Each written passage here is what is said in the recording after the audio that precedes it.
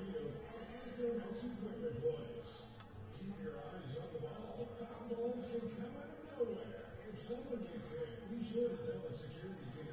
And if you catch one clean, bring to the Giant Swag Shop for a special prize. The Giants are proud to bring fans a positive, family-friendly experience. If someone's using offensive language or being disrespectful, don't hesitate to wave down a member of the security team. Together, we'll keep the good times rolling. We're all about good vibes and great baseball, but puffing, vaping, and using cannabis, well, that's a strikeout inside Legacy Dodge Field at SMS Equipment Place. Step outside to the designated zones if you need a break. Let's keep the air in the stadium fresh and the fun going. Join the Giants crew in style. Pick up the swag shop on the main concourse for jerseys, hats, banners, and so much more. Because true fans, they wear their pride. Hey Giants fans, are you feeling lucky? Now's your chance to turn game day into payday with our 50-50 draw.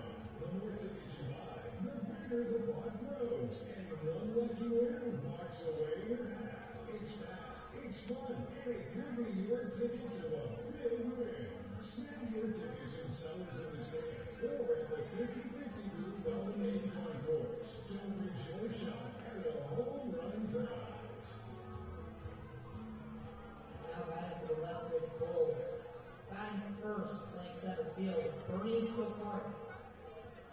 Batting and playing second, number 2, Caleb Heaney. Batting third, playing first, number 23, Carter Claremont. In the cleanup spot, catching, number 25, Caleb Eagle. Batting fifth, playing right field, number 21, Josh Milton. Batting sixth, left field, number 10, Lee Matsuzaki. Hitting seventh, hitting 14, Carson Haney. Hitting eighth, third base, 9, Luke Wheatley. Finishing off the lineup, playing shortstop, number 7, Jack Wheatley. And the pitcher, number 24, Shane McTavish.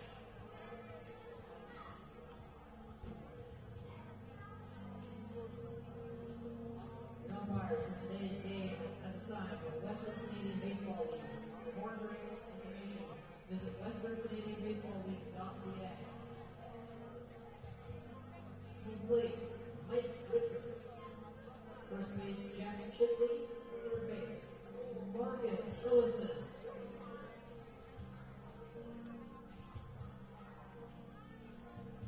We invite our managers and coaches to home plate for looking.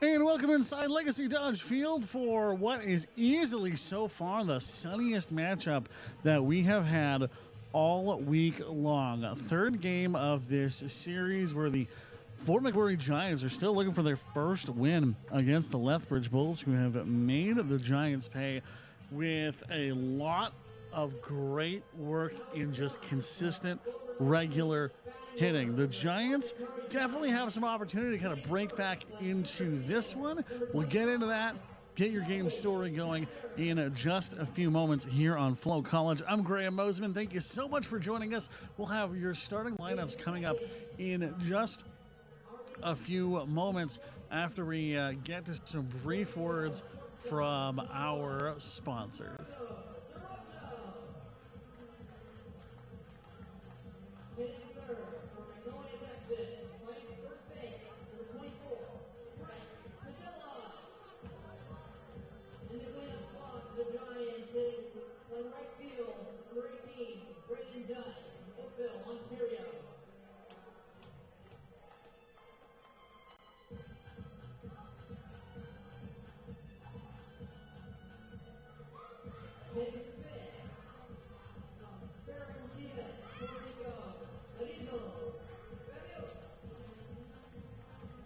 Hitting six, captain for the Giants, Kelowna, BC, number 3, Nick Sobey. Hitting seven from San Isabel, Puerto Rico. At third base, Javier Torres. Hitting eight, playing left field from Rio Grande, Puerto Rico. Number 14, Arwin Burgos. And finishing up the lineup for your Giants at second base from Saitama, Japan, number 13, Keita Gugino.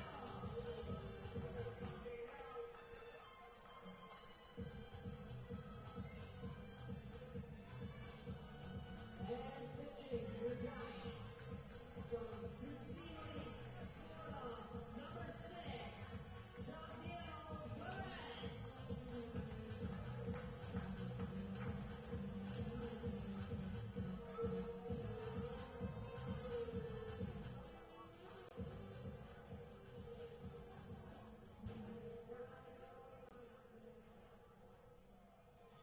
At this time, we ask, please rise if you are able, remove your hats, and join Max Noteworthy for the singing of our national anthem. And welcome back inside Legacy Dodge Field for our national anthem. Our home and native land, true patriot love in all of us command. With glowing hearts we see thee rise, the true north strong and free. From far and wide, oh Canada, we stand on guard for thee. God keep our land glorious and free. Oh Canada, we stand on guard for thee. Oh Canada, we stand on guard for thee.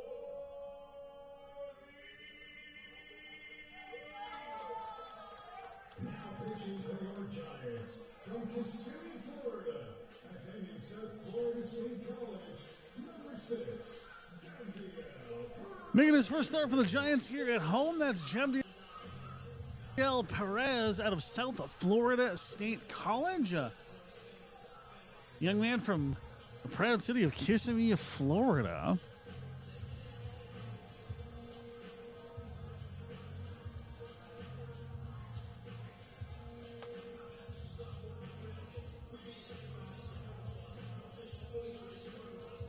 Perez went 5 innings deep last time he was up here with a 7.2 ERA.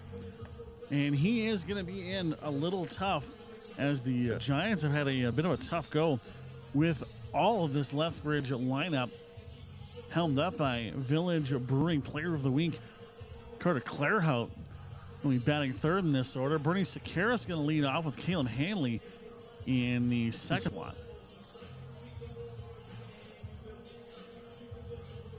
It's been really interesting to see this this Bulls team, and very much wanted to use the quite long bus ride up here to Fort McMurray to do a lot of bonding and really kind of galvanize them together. As so far the trip has been all good, because they have still yet to find the L column since getting up here to Fort McMurray.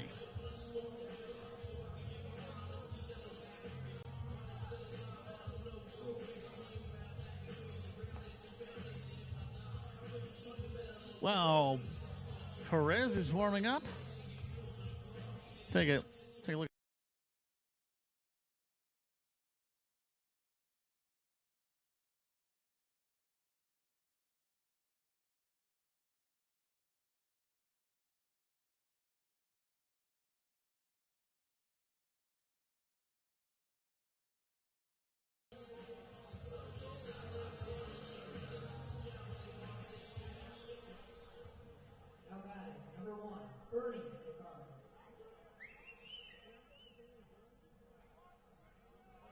I want to thank our partners at IKS Media for getting those all together as Bernie Sakaris lets the very first one go by him.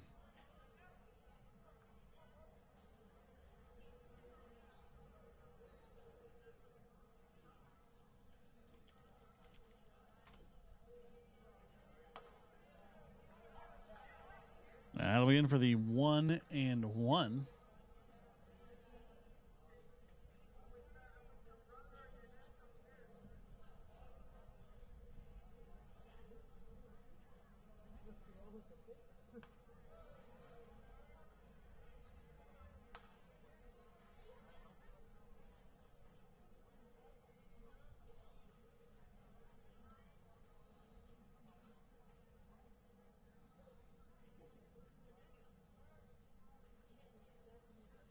That one going to go way off to left field, and it will fall short, and it's going to be a double as the leadoff hitter already gets things going for the Lethbridge Bulls. Now hitting number 2, Caleb Haney.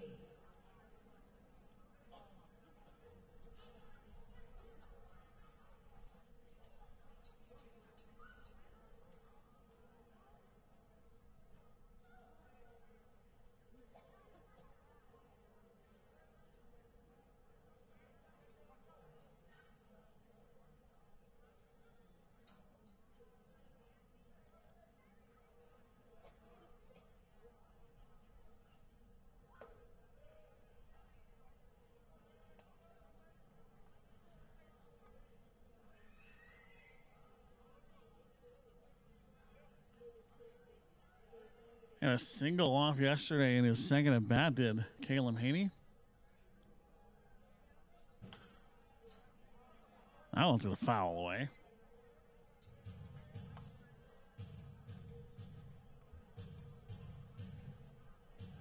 Definitely started to see Lethbridge start to swing at things a little bit more often as things started to get a little bit, this pitch count started to get higher and higher through the games yesterday and the day before. Absolutely stunning night here, though. 17 degrees is that one. And it's going to head off the center field. Opening run comes in and is going to make it home as throw to second. Oh, and unfortunately a off-kilter throw. That's going to go down as the RBI single. But on the error, Lethbridge does make it home as Bernie Sakaris makes it in.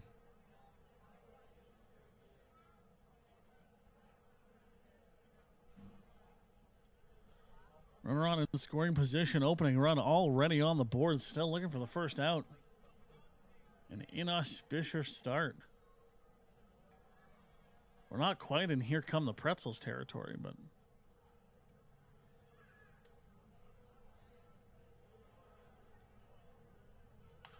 that one's fouled off.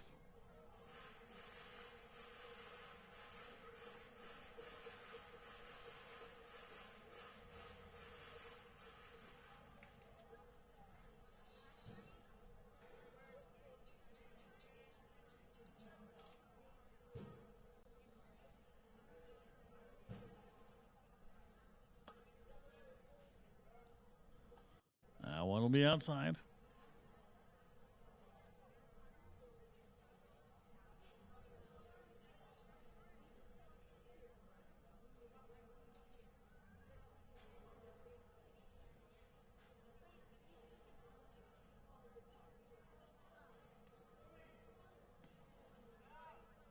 That one in real tight, just up ahead of the knee pads. Carter Clarehout, the Village Brewing Player of the Week for the Alberta Division.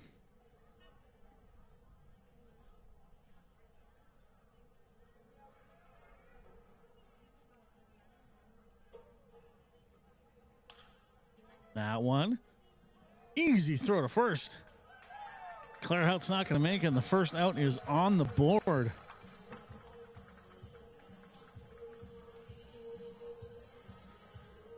Runner is going to advance, though. Is it Caleb Eager is going to have Caleb Hanley.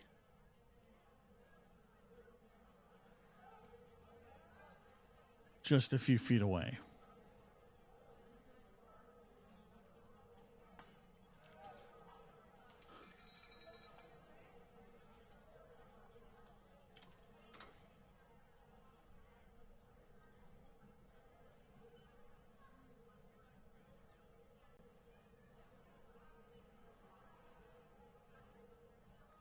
That one going right up dead center. And barring error, down goes Eager, but the rally is not going to get all the way there. And run number 2 comes in.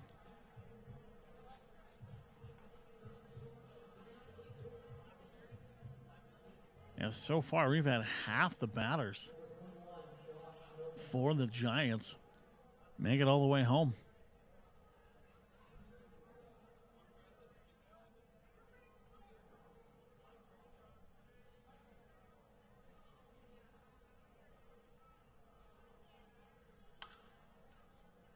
That one's going to curl off. Will they have a chance? No, it's going to go just out of play as Joshua Milton is going to be hanging in.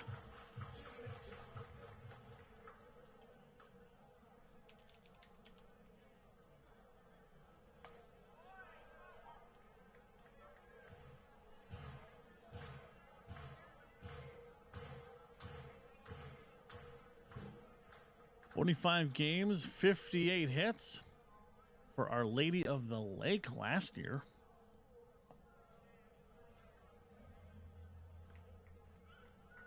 Of course, if you've been playing that whole time when you're here in Alberta, it'd be Our Lady of the Slough.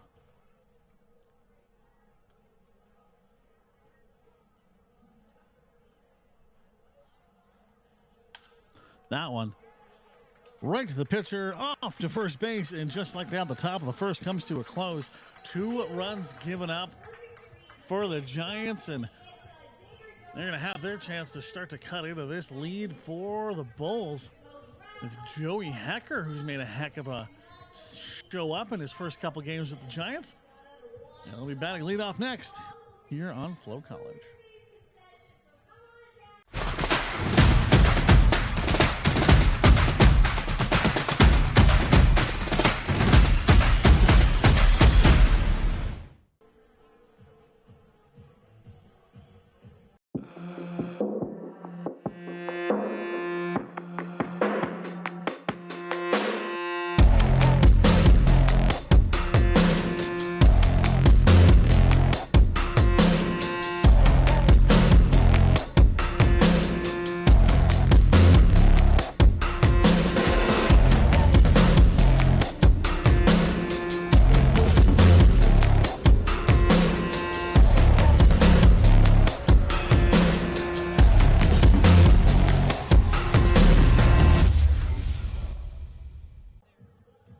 For over a century, we've been more than just lawyers. We're your neighbors, your friends, and your strongest advocates. With 15 locations across the prairies, we're everywhere you are. Stringham, your local lawyers.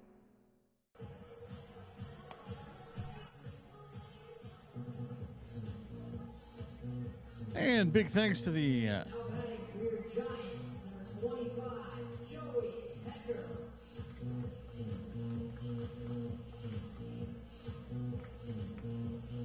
and that's Joey Hecker up now.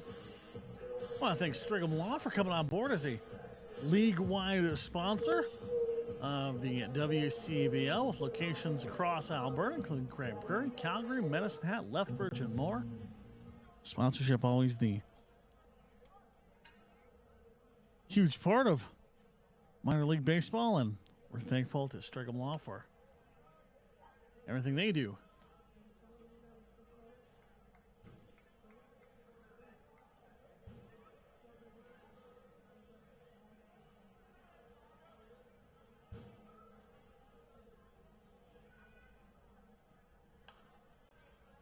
That one's going to foul away, and it's an early 0-2 lead for the pitcher.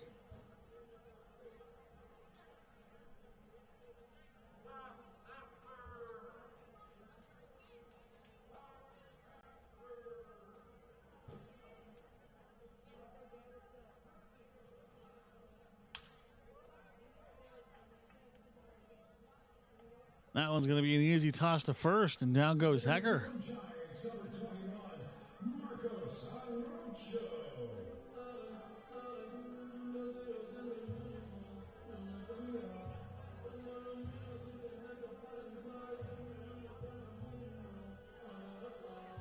It's his first appearance this week here at Legacy Dodge Field. Marco Arocho, who is very much relied on to get things going and provide some offense. And oh, he might have it here. That one is going. Does it have the distance? That ball is off in the sky. It's a solo home run for Marco Arocho.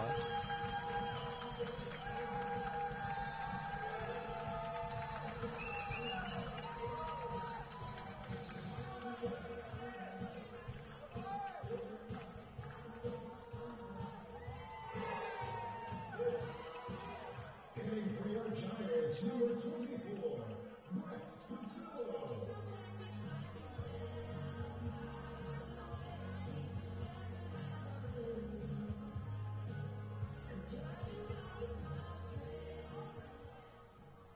Brett Patillo going to come in, hoping to build on that. As that brings some life in here. Going to have some crowd filing in, I'm sure, through the last little chunk of rush hour and shift change here in Fort McMurray. That one's outside for the ball one.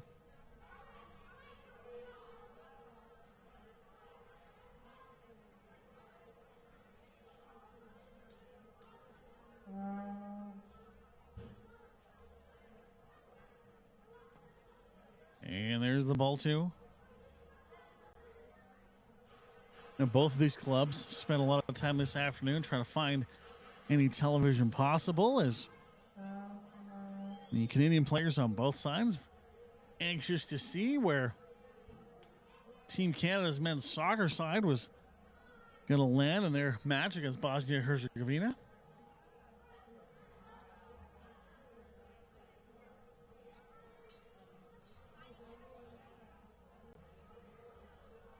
Spoilers. But if you're Canada, coming away with a tie is, or draw, I suppose, in soccer parlance, not the worst thing in the world, picking up the point and setting up a must-win versus Qatar later on. A lot of watch parties all across Fort McMurray and down Lethbridge as well. And that's going to be an easy throw out for Brent Patillo. Braden Dyke had a home run yesterday. They got the only offense that saw Fort McMurray on the board, the two-run shot.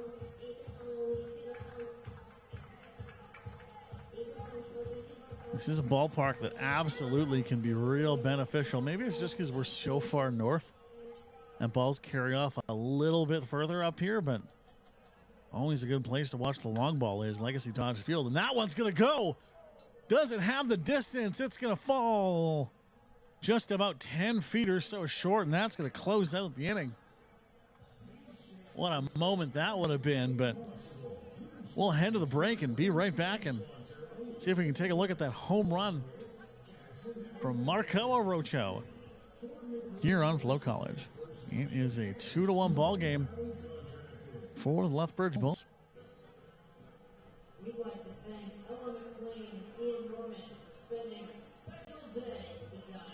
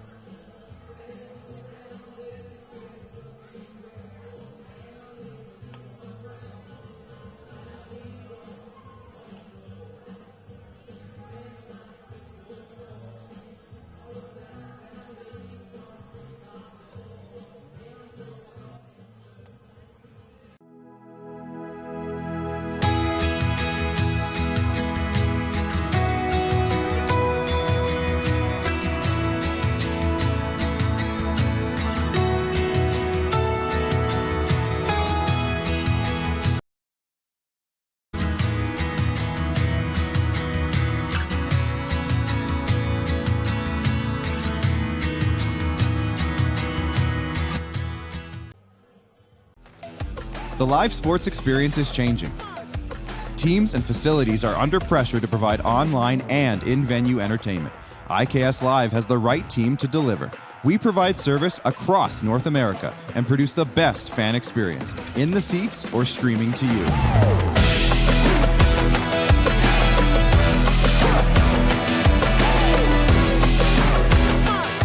IKS Live continues to bring you the best seat in the house.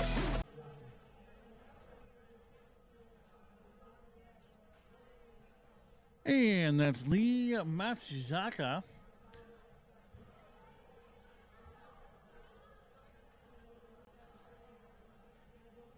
He hits that one. Where is it going to fall? Oh, it will have some distance, and it'll be a double for Lee Matsuzaki. Today's Bruce's beer batter is number 14, Carson Haney. The beer batter does not make the first base. Beers on sale, 2 for $10 at the Draft Beer Bar until the first pitch for the next Giants at bat.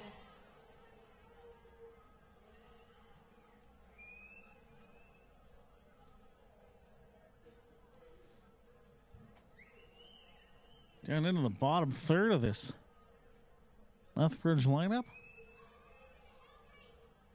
Carson Haney was all over the score sheet in the last couple games, and yeah, we're going to have a mound visit here. At least a bit of a defensive check, and no coaches out yet, but this is a good moment. We see teammates really start to come in together. Nick Sauve, multiple year Fort McMurray Giant, has a voice that carries a lot of weight in the locker room and definitely has an ability to kind of get people to calm down, get a little more comfortable, and that's exactly what he's done here with W. Perez. Yeah, it's going to be a foul there.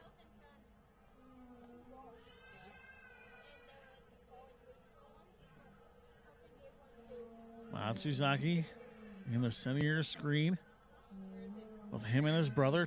Tons of speed. Able to steal a lot of bases for this Lethbridge squad. That pitch goes wild, and off to third goes Matsuzaki. Now just 90 feet away from home.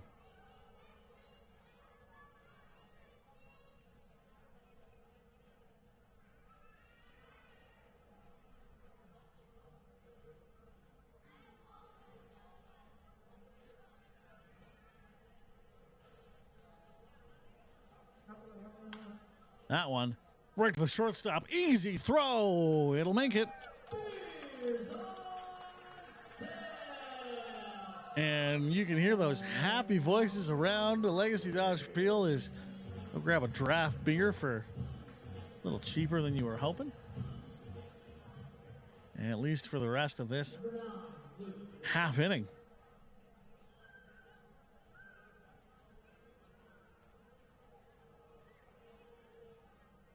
I was watching Luke Wheatley in warm-ups, and that's going to foul off.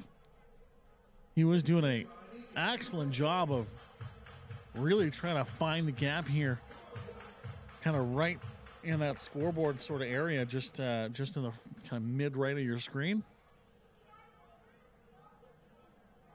About 4 pitches in a row that all went exactly to that spot. That one's going to be inside for the 1-1.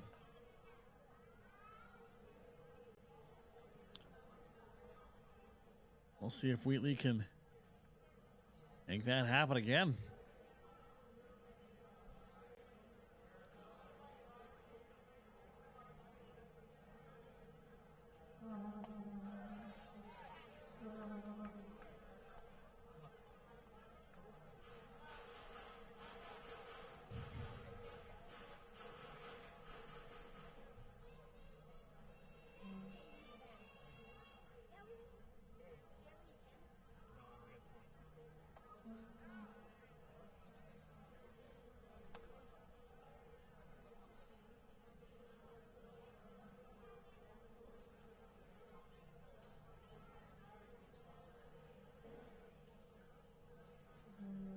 2-2 the count, one down. Matsusaki on the corner.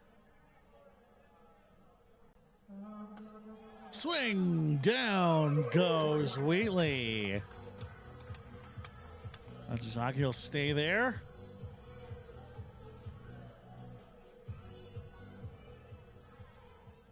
Number 7, Jack Wheatley.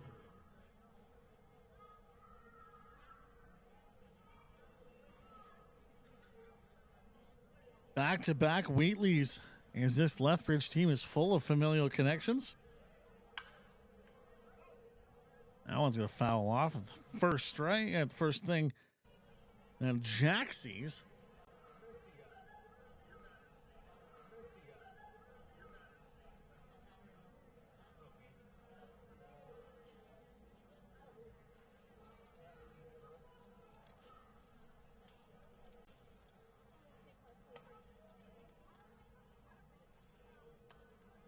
Jack Wheatley statistically a little bit stronger than brother Luke. 273 with 267, excuse me. 3 fewer games. That's going to make this one go to the 2-1.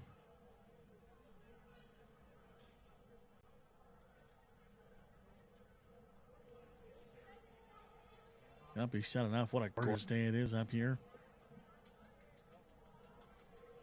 Here's the throw. Swing. Make that a 2-2.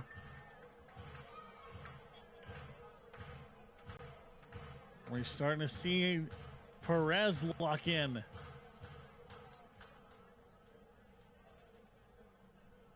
Some pitchers, it can take as many as 30 or more pitches to really find your spot. That one a little up high. It's a full count. Bernie Sakaris in the warm-up circle.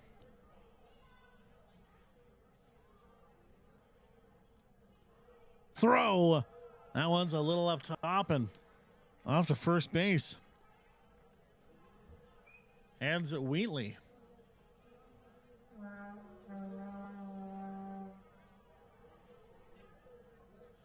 First walk of the year for Jack Wheatley. Number 1, Bernie Sakaris. As we head back to the top of the order with Bernie Sakaris.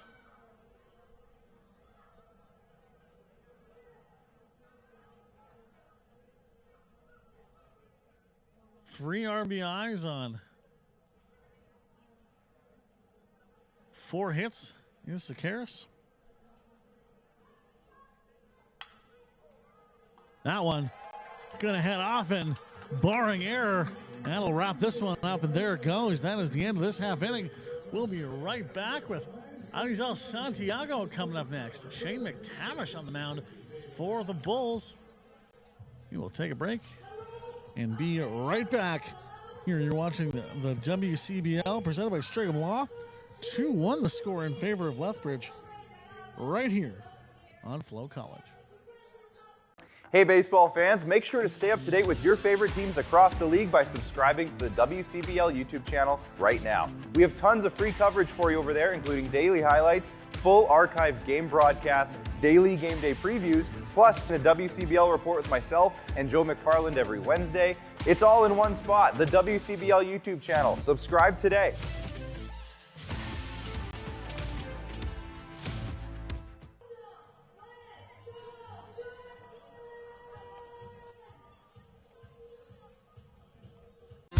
Have you ever wondered if there's one thing that connects people from across our province?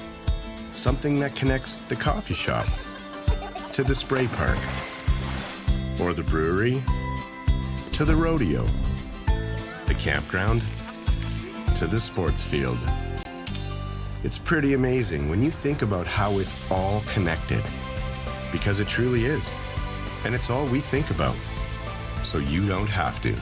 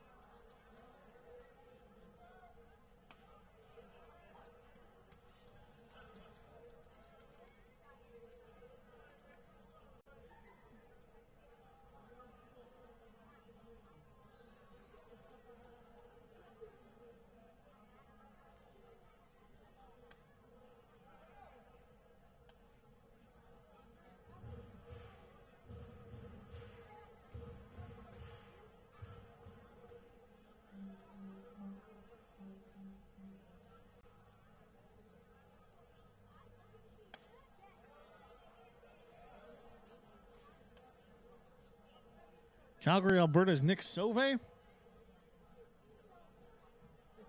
Working his way through this marathon at bat.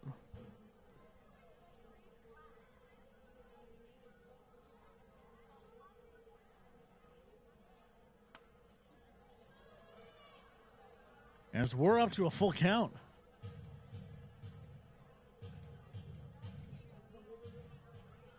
Two walks on the year. Potentially number 3 waiting in the wings. That's going to foul off.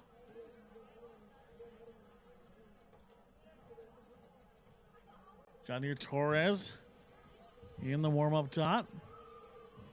As Fort McMurray have gone back to their white vintage home threads. You can grab those right now in the Giants store. We're online at fortmcmurraygiants.com. .ca, pardon me. As the online shop and shipping is open. Full count for Sauve. 1 down here.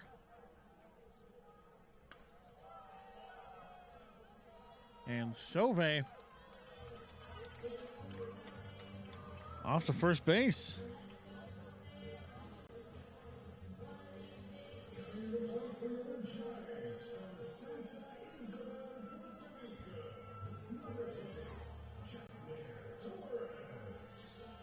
Torres looking to build on that 240.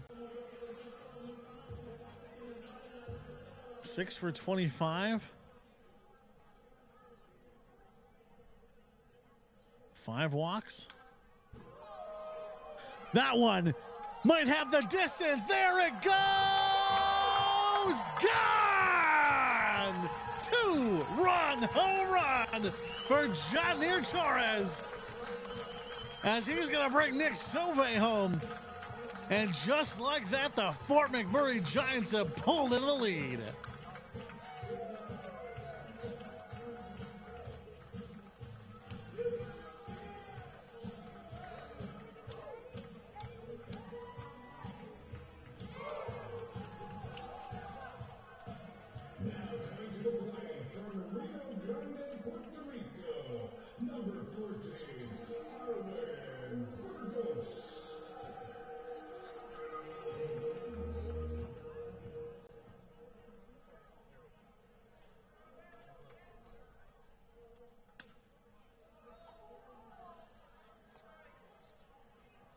And it's Arwin Burgos now.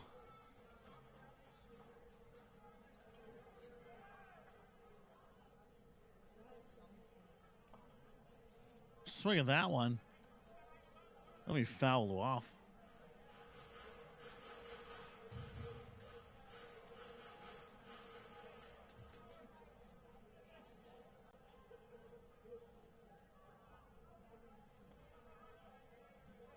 Here's ball 1.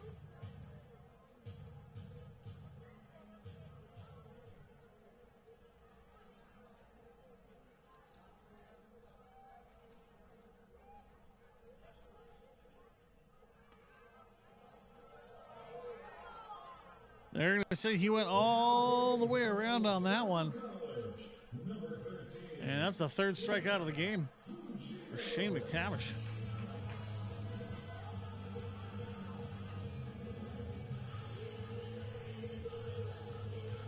Keita Fujino back in the box.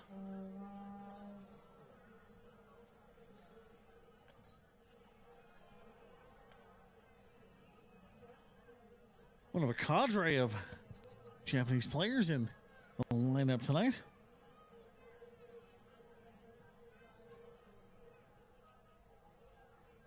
That one, all kinds of distance. Is it going to go? Oh, no, it's not quite going to make it. Still, that is going to be a triple. As the rally isn't going to be there for Keita Fujino.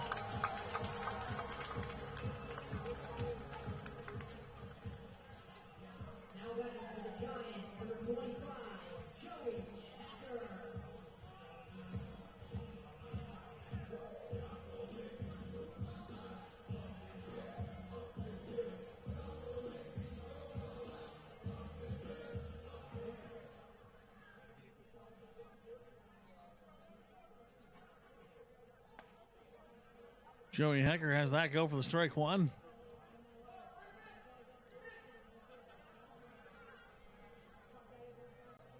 Maybe it was the sunlight that was keeping the Giants' bats from going. As they're starting to get some production up and down the lineup. Marco Arocho and the solo shot to get things opened up here. He'll be up next.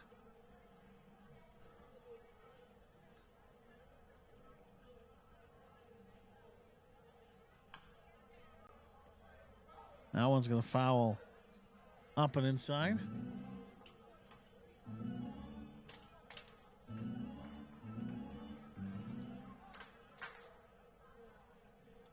Perhaps a moment for the Giants to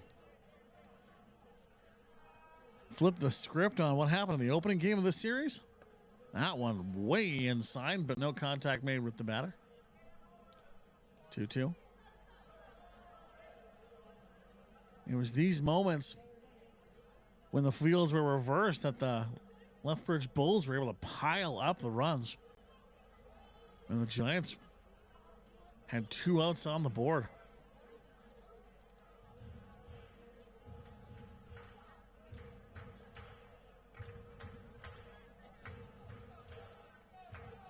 Might we see the reverse here? 2 down, 1 on the corner. Full count. That one gonna go way up and gonna bonk off the roof here at Legacy Dodge Field. It's never not kind of shocking to hear that sound. I'm sure you can hear it on the ambient, but right above our heads, it is loud as heck. 7-pitch at bat continues for Joey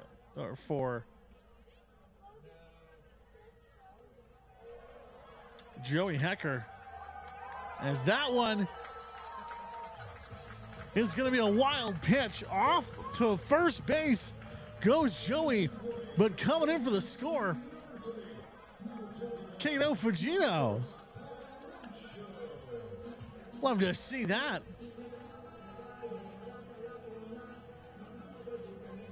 As in the last inning and a half,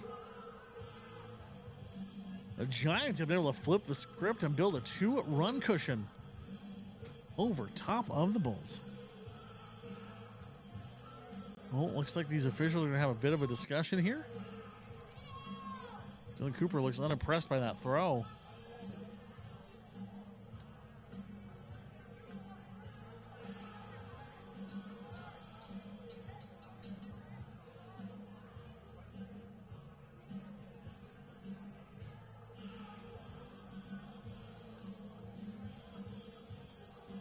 These moments you wish we could point the microphone right at what they were saying as Mike Richards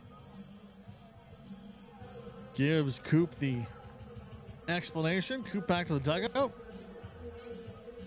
And Marco Arocho back in here.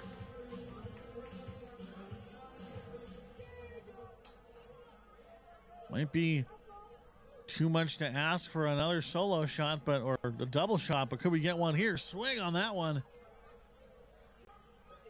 And Arocho doesn't find purchase.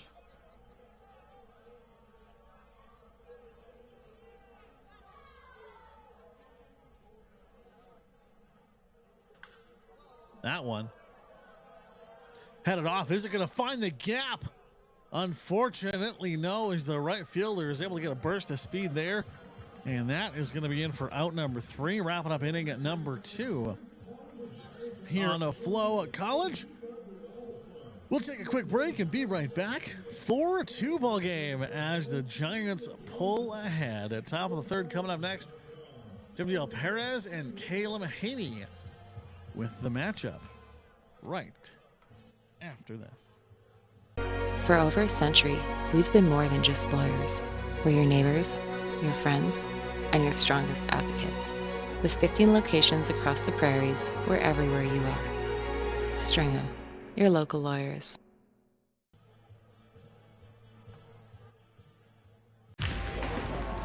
Yo, that's the one. You going? Yes. Can I join you guys? All right, let's go.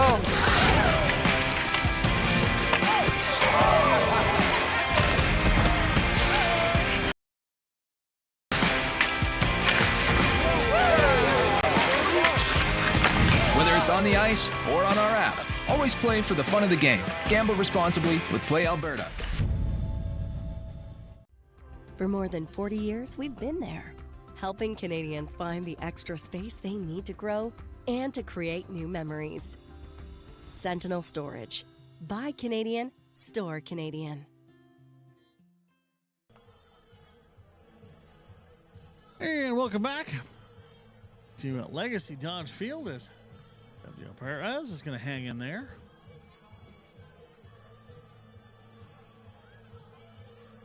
As he is going to get to work here with Nick Sauvé. Sauvé working on that far long distance throw. Number 2, Cameron Haney.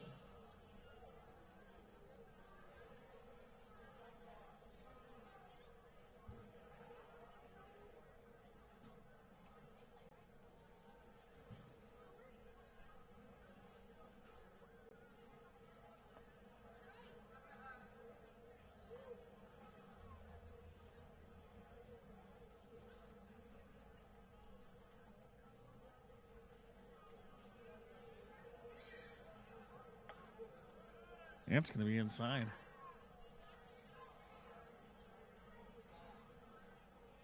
Always want to be careful with Haney.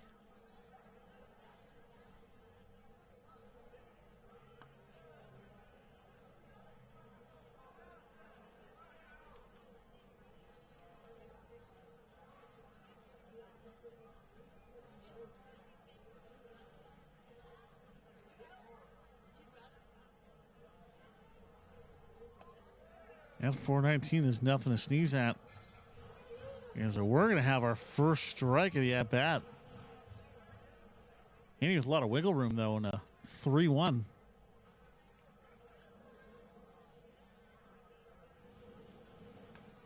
That one's going to foul off.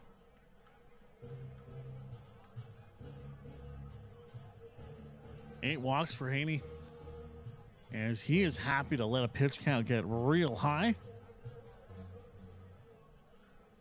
And that bat that went 11 throws deep the other week for the Bulls. Foul again.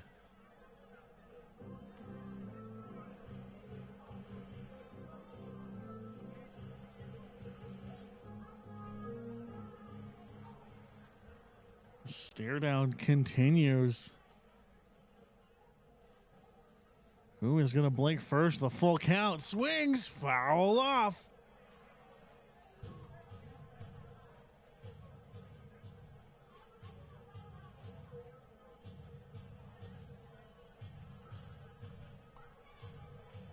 And 7 throws now.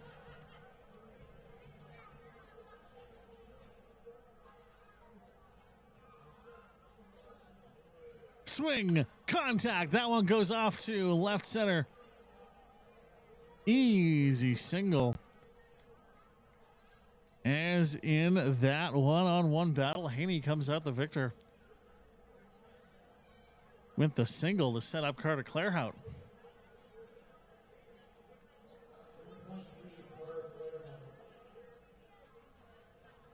Carter Clairhout opening the game yesterday with a single. Closed out the game with another single. But between that, just a pair of walks.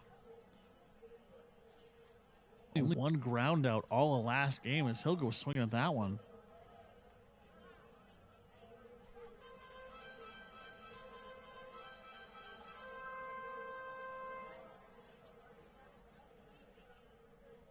Clairhout alongside Okotoks' Connor Croson. Definitely some of the folks that can put the fear of God in you as a pitcher. So that one will go outside.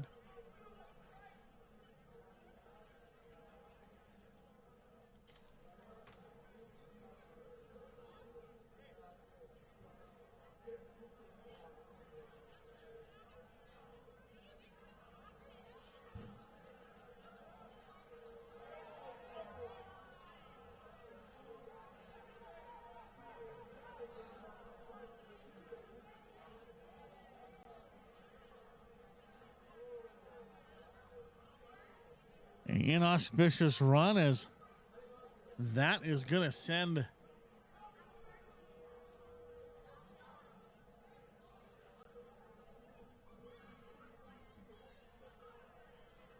the batter to progress. Error there, as Caleb Haney is going to make it all the way from first to third. Hate to see that. Contact. That one isn't going to get all the way. It will drop, though. Runner comes home, and Lethbridge are able to cut into that one. It's a 4-3 ball game.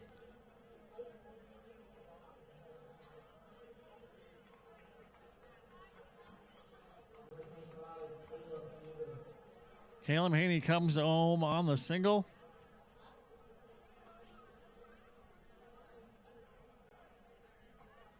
Still looking for our first out here. That one might have the double. Second, first, got him!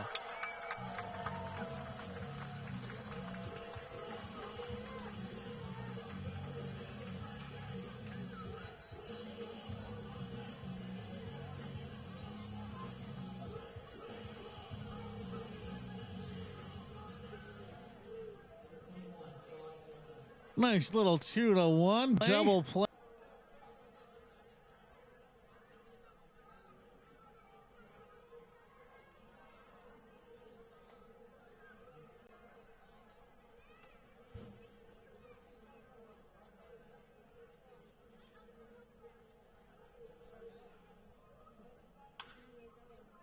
That one's going to head right up the middle, finding the gap. And after that double, Joshua Milton is going to get the single. Lee Matsuzaki back out here.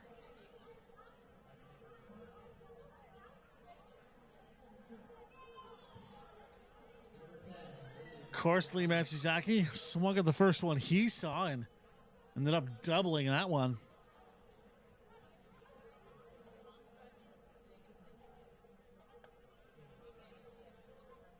Here's the ball, one to the outside.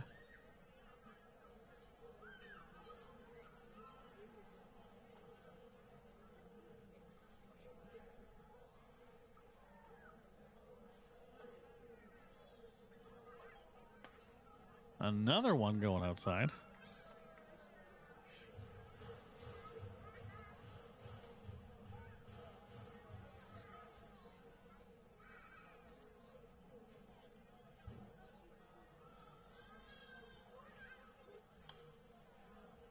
That was going to be fouled away.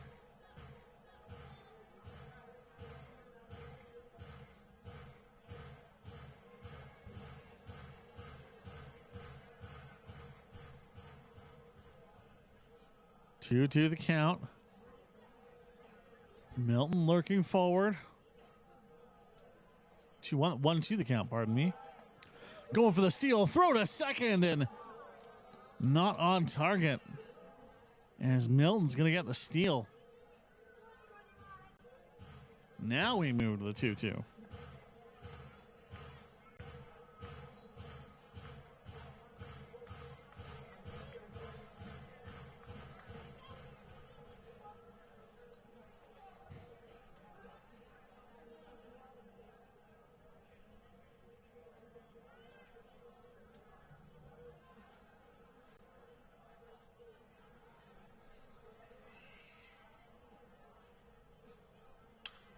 That one going to head all the way off into the right field.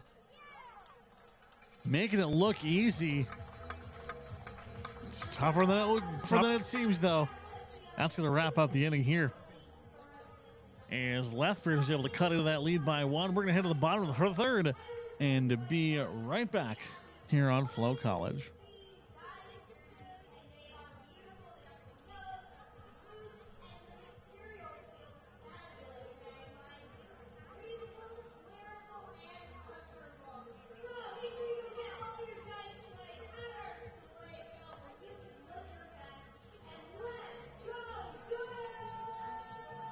Another look at that double play.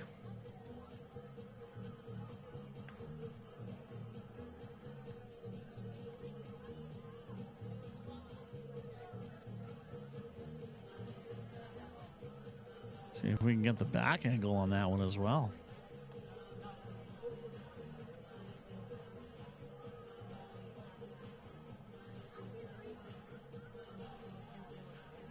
Perfect. 1-2 there.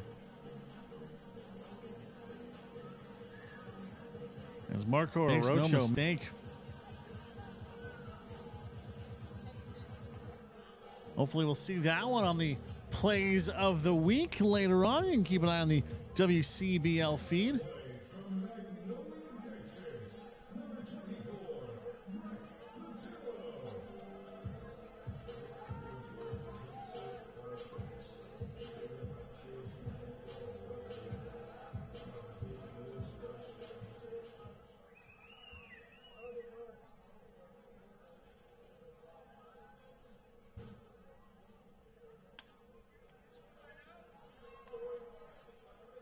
Brad Patillo lets that go by for the B1.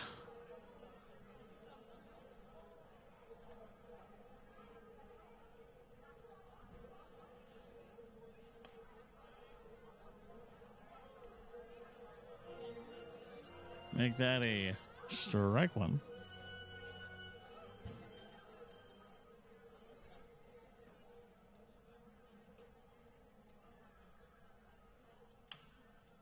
That's going to be a chopper. Heads out to third. Can he beat the throw?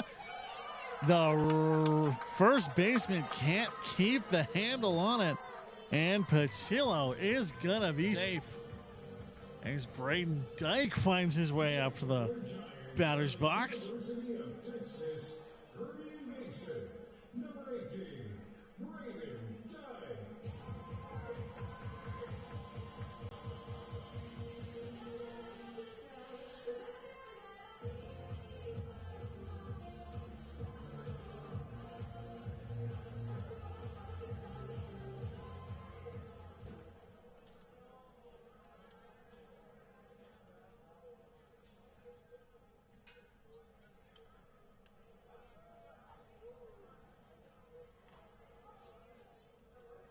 See, that's a bump strike.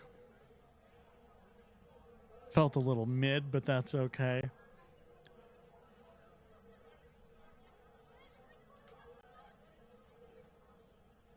Shout out to the fan at the bottom of your screen. As that'll go.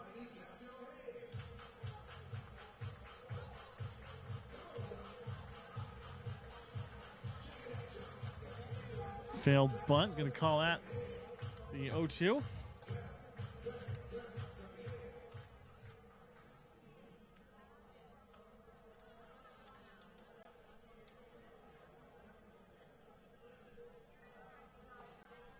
Going for the pickoff. Not there, though.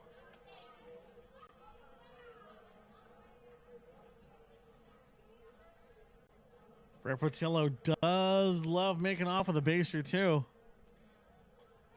Yes, he's creeping ahead there. Shane McTavish has to be smart. There's the throw. Portillo makes it. There's the sad trombone. Or sad trumpet with a mute. I forget which one it is. Sounds of sadness echo through Legacy Dodge Field. Throw. That one well outside. 1-2 the count.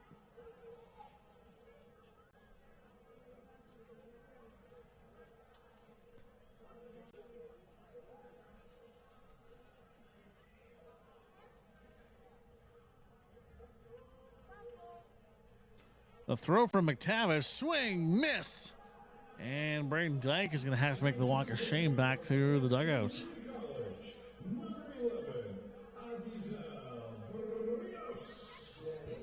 Diesel Santiago in again.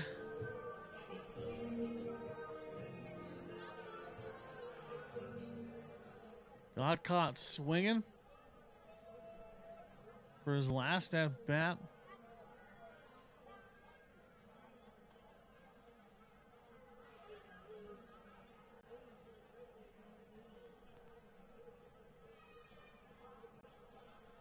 Patillo still on at first.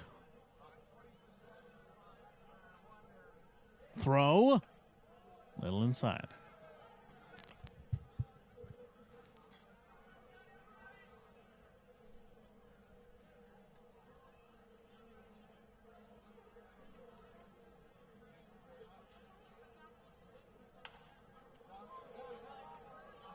That one's going to go right into the outfield glove. Had so much hope for such a brief moment. It's going to fly out to right for Santiago. And Nick Sauve back for his second run of things. Got a walk on a 7-pitch at bat earlier against Shane McTavish. Way the heck outside for the 1-0.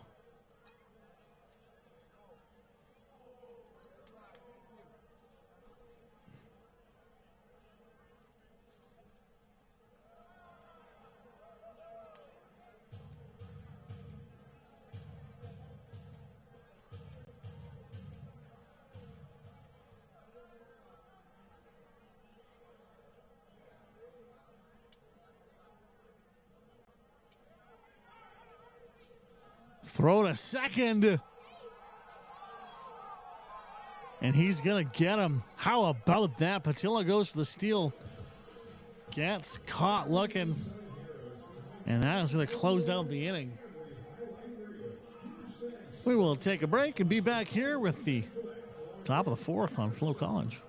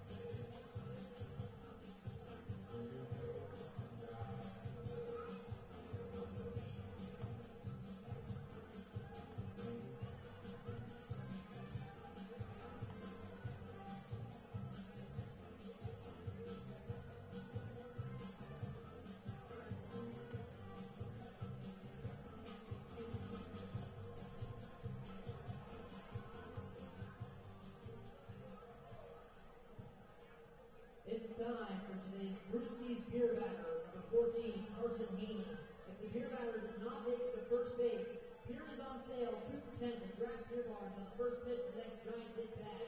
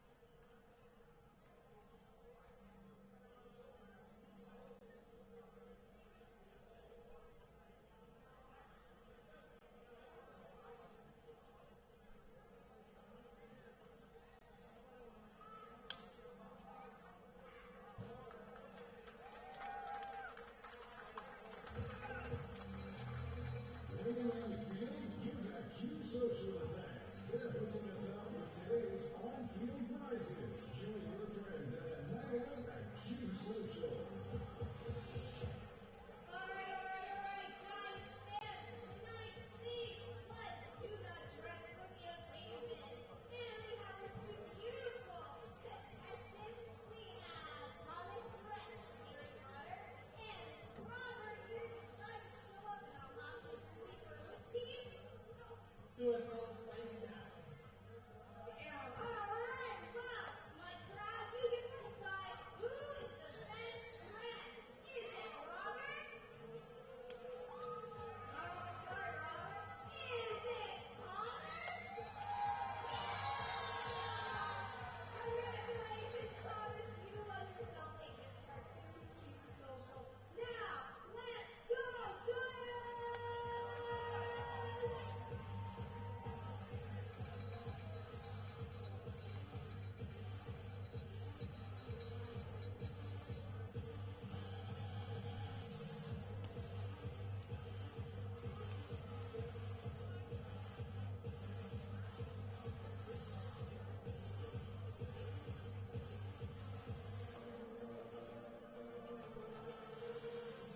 For your Giants from Springfield College.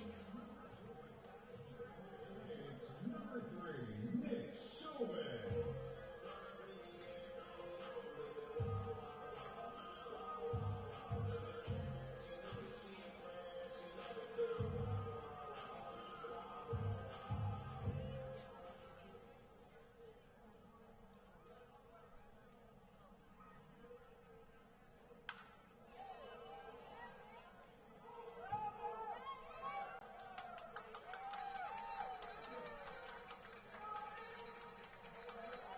Nick Sauve swings at the first thing he sees, and that one is off for a double.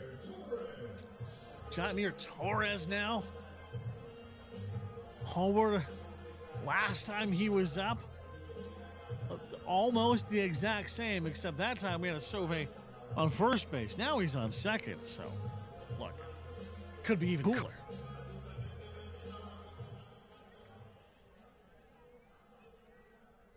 Tavish got to be careful here, as this lead can flip right back into Fort McMurray's favor if they're not careful. Ball number 1.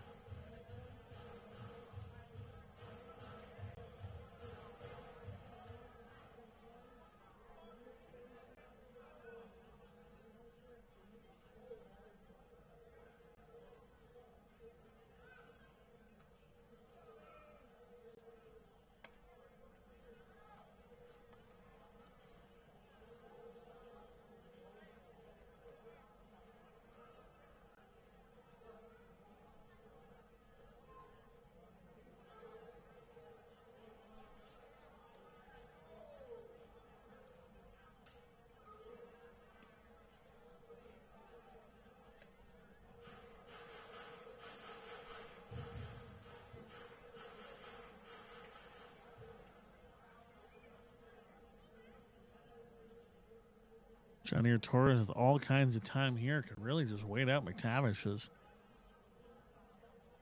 He's having a little trouble finding the strike zone.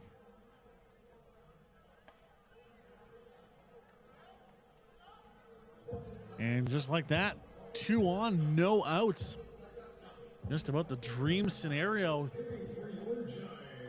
with Arwin Burgos checking in.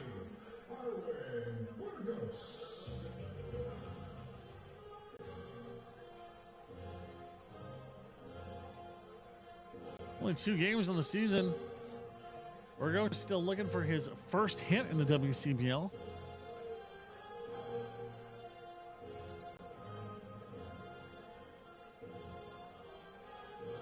Point University Skyhawk. 2 homers, 27 RBIs over 46 games with the Skyhawks.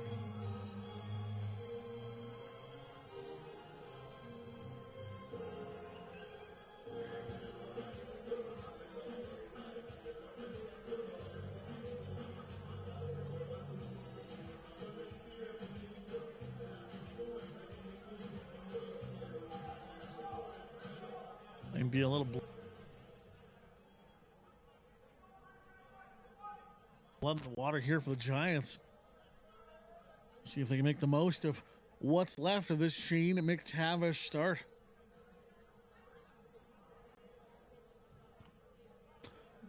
Goes to the bunt. It'll be a strike one.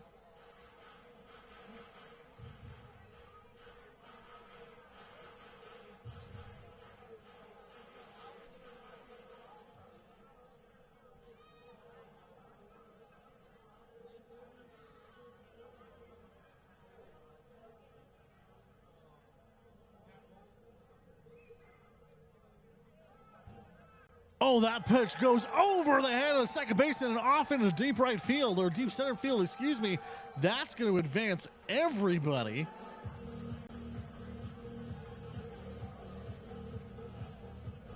As that might be more indicative of anything else that someone's night might be coming to a close. As that pickoff attempt at second base looks like it was heading off to Timberley.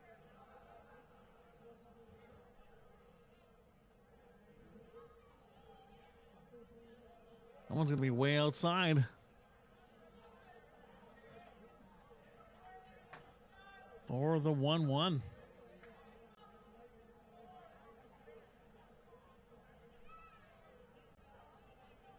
to do everything you can to make sure you're not hitting into a triple or a double.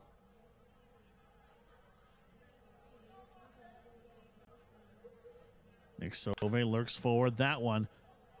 Sauve makes it. Throw to first. Cannot beat it, though. Is Arwen Burgos, and that'll be the first out of this bottom of the 4th.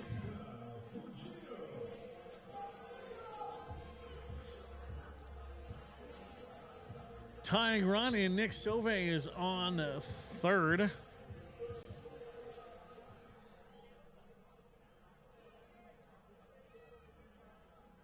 Joey Hecker up next.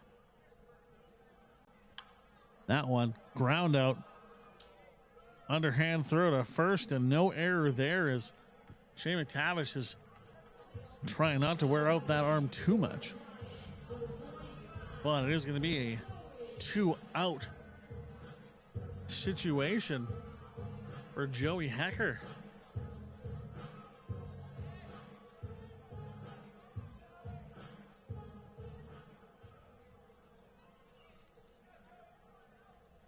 Joey Hecker 2 for 9. A double and a single. 4 strikeouts. That double was a very key one, though, in keeping the Giants into things. Just a couple of nights ago.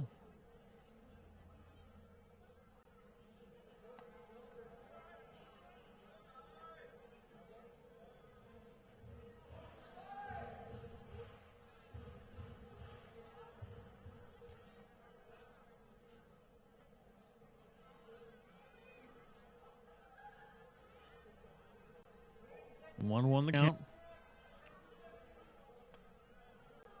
Can't quite find the strike zone. Make that 2-1.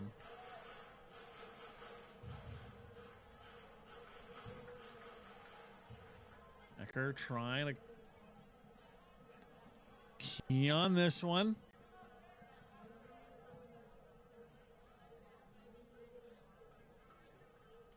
Takes a shot at that one. Nothing there. 2-2. 76 miles an hour on that pitch. Drop of a good chunk since McTavish opened this game up.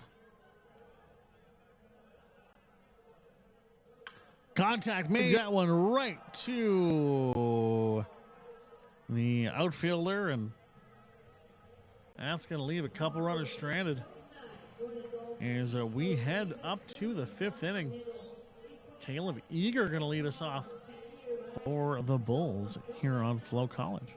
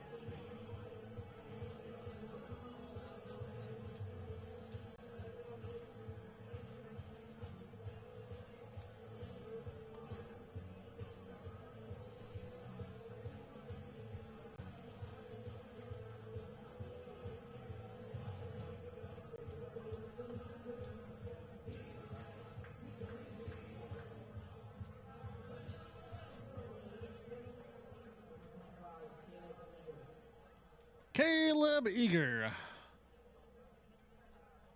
makes his way up.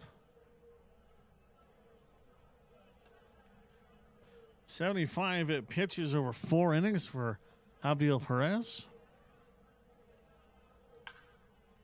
Well, that's the easiest ground out you're ever going to see. Is that throw on target? Yes, it is. One throw, one swing, one out. And the Bulls are already down in this one.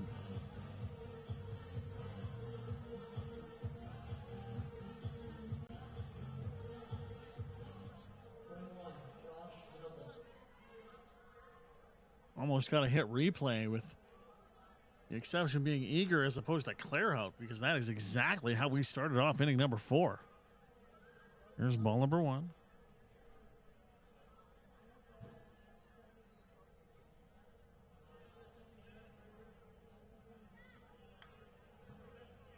That one's going to tip off. Thankfully, that netting is there, keeping this Legacy Dodge Field fan base safe.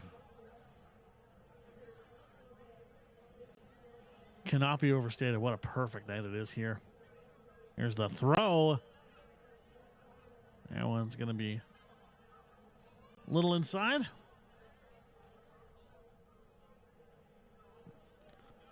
couple of New Mexico born players for the Bulls were commenting on that one's going off into left field. Can he get there? Yes, he can. 2 up, 2 down. As we're already 2 outs deep in the top of the 5th. 5-4 the score for the Bulls. Checking in with a couple of their New Mexico-based players, and they were very much not used to the 11 degrees we had at different points of the game yesterday. A little warmer today, but still not quite what they're used to, as Lee Matsusaki has that one go by for the 1-0. Actually, they thought of the sunlight. I guess it has been throwing a little bit of havoc. That one off in left field. Might it have the distance? Oh, what a catch! Wow! Somehow, some way, crawling up the wall. That's going to close out with the third out. Holy Mackinac!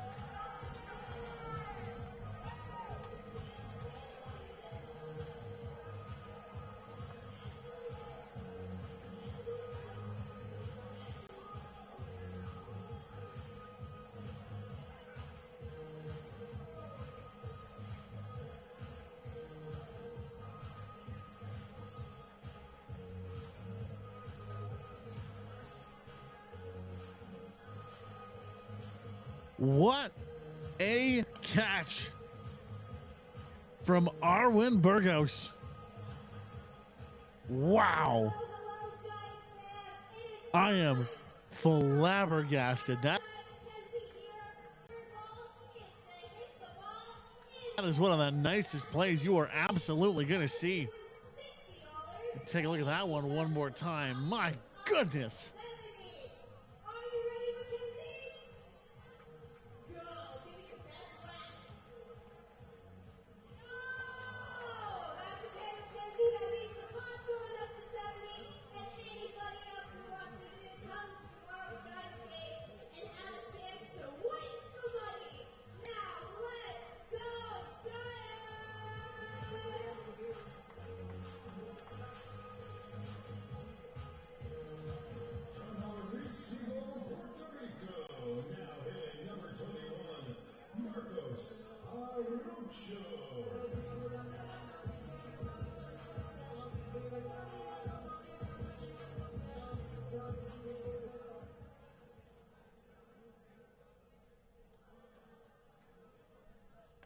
Marco Arocho goes swinging at that one.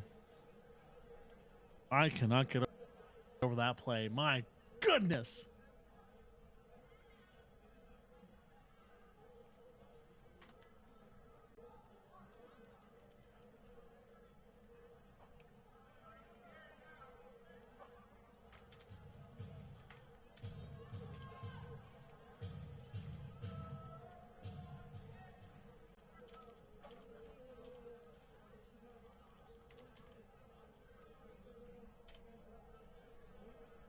That one's going to hit dirt and bounce away.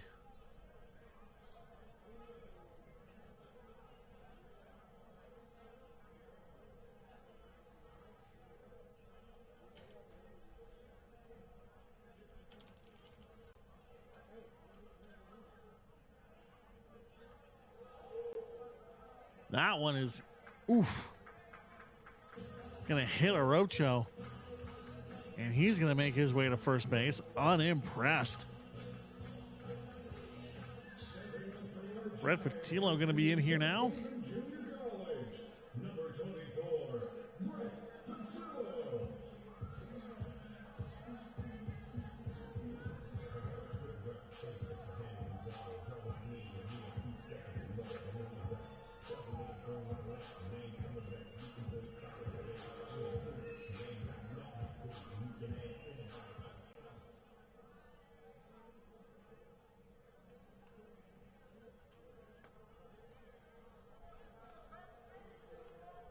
And it's going to be going by for the 1-0.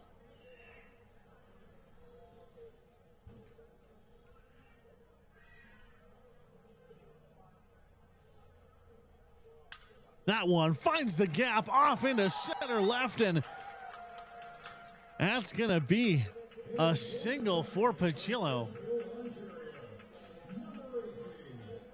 As moving ahead is Marco Arocho, still not an out on the board. Arocho on second, Patillo on first. Braden Dyke now into this one.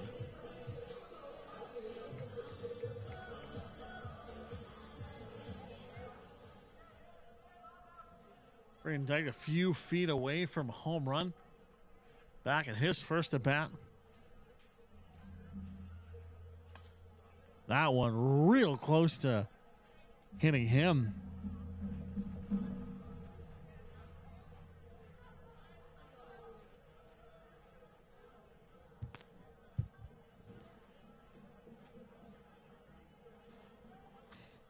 How much of a lift can you get? Swing and a miss on that one from an unbelievable catch at the wall.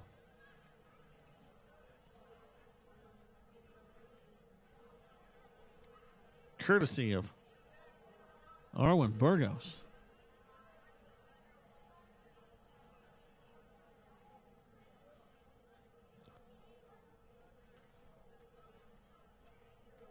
Here's the throw.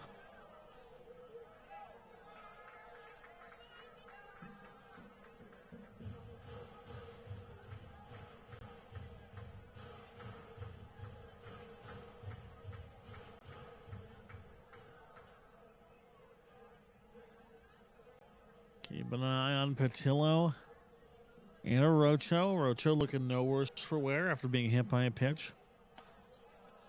That's outside.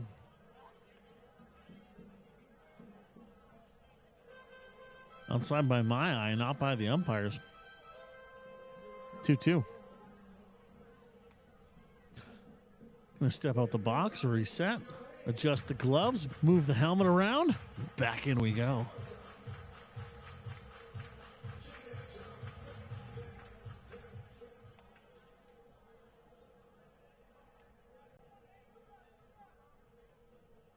No outs. Runners on 1 and 2. 5-4 ball game. This count goes to full.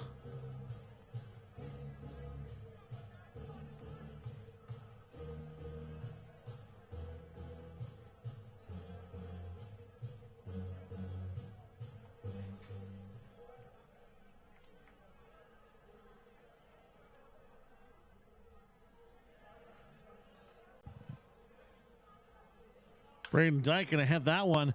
Oh, they got the double here. Second is good. First is good.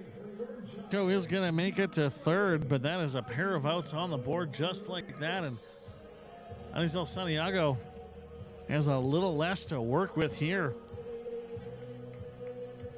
As unfortunately for Braden Dyke, hits right into the 6-4-3 double.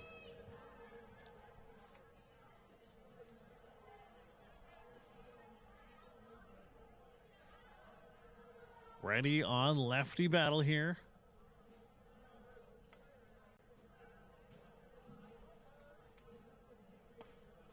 Swing and a miss for Santiago.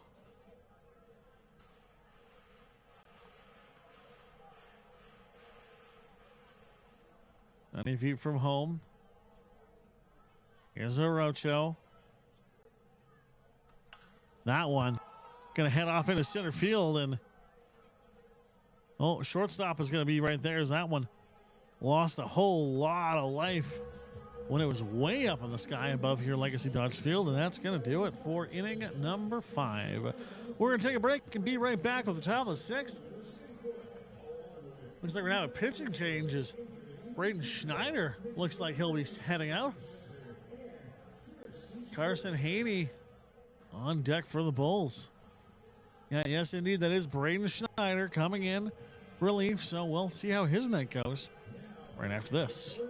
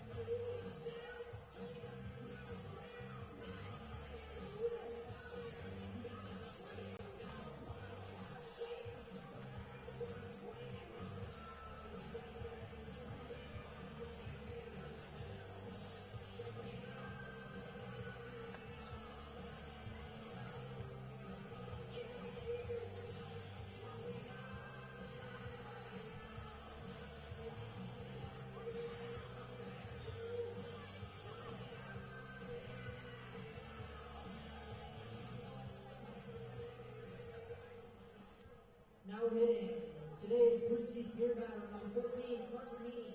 Carson does not make it to first base. Beer is on sale, 210 draft beer bomb at first pitch next Giants at bat.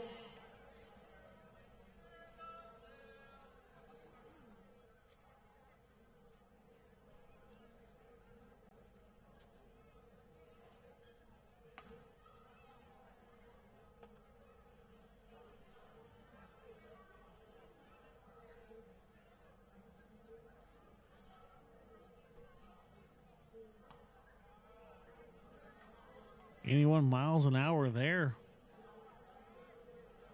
for Braden Schneider.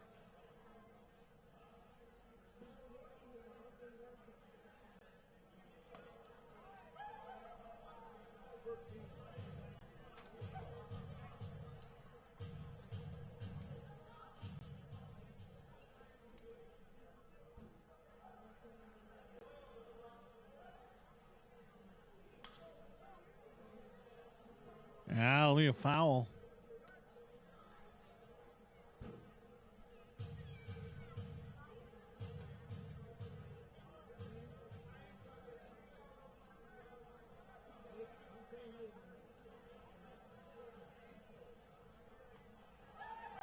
Swing and a miss. Down goes Haney. Of the back-to-back of the Wheatley brothers next.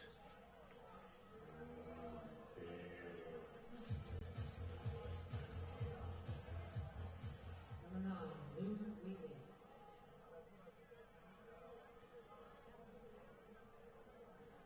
Oh for 2 on the day is Wheatley. Here's the 0-1.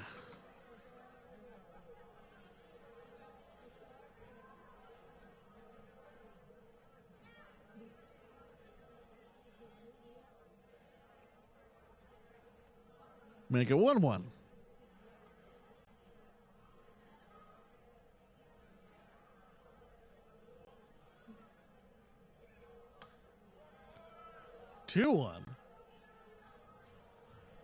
Already looking disastrously similar to this last time we saw the Wheatleys go back to back.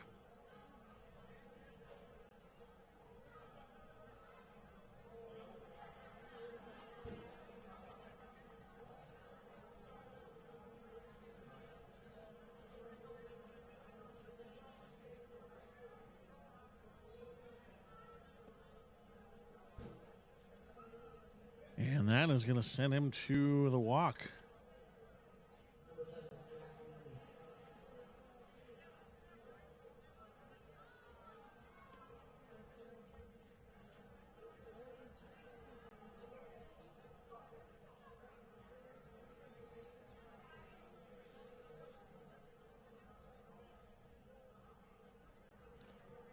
Last time it was a 2-run home run. This time that's a strike one for Wheatley. One of leads now. That one. Can they get there? Oh, just over the head. Throw goes to second, but it's a little off kilter. That one's going way the heck out. And that'll go down as a single and an error, I believe.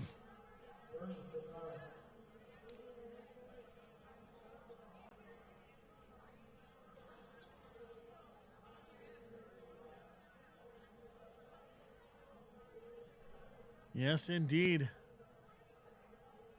A single left center. Wheatley gets to second.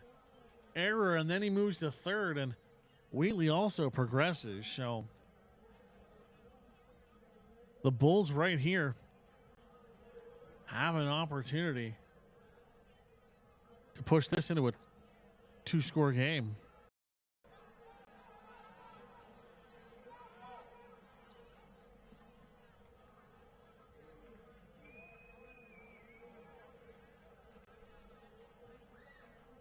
It's a single for Sakaris, bringing home Wheatley.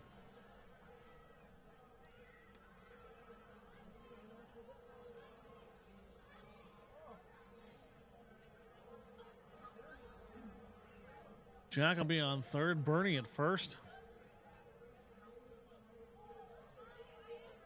Only one out. Feels like a air coming out of a balloon here for fans at Legacy Dodge Field. Here's the strike one.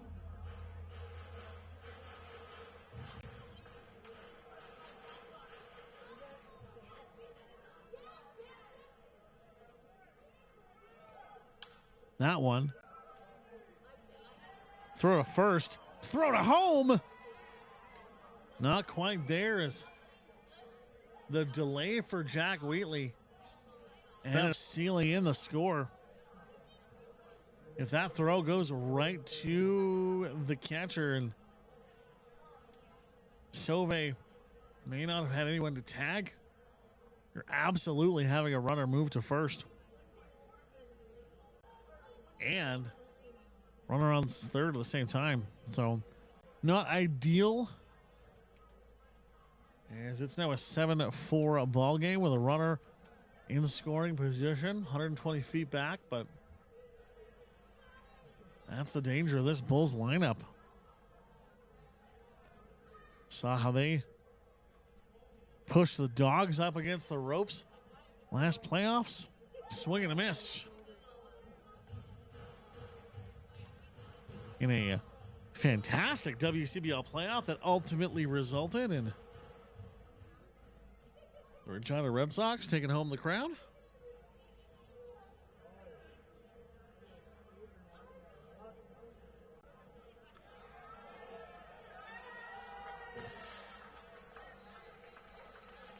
They'll go around swinging. And that's going to do it. We're going to head to the bottom of the sixth next here on FloCollege. Hang tight.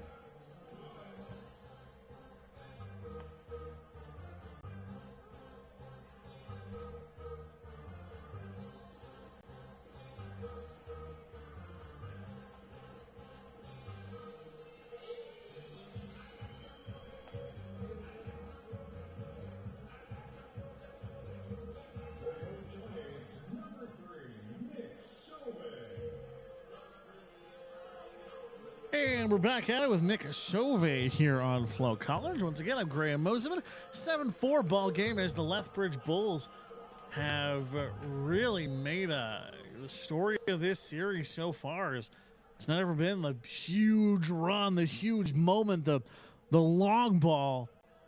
It's been well-timed double, well-timed single with runners in scoring position as They put up 2 runs in the first, a single in the third, 2 in the fourth, and 2 in the sixth.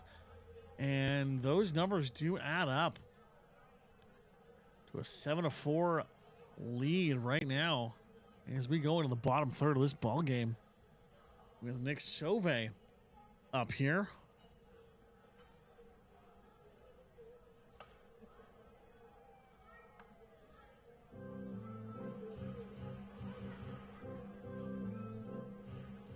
It's going to be the 1-2. We have a pitching change as Bryce McGuire now in for the Bulls.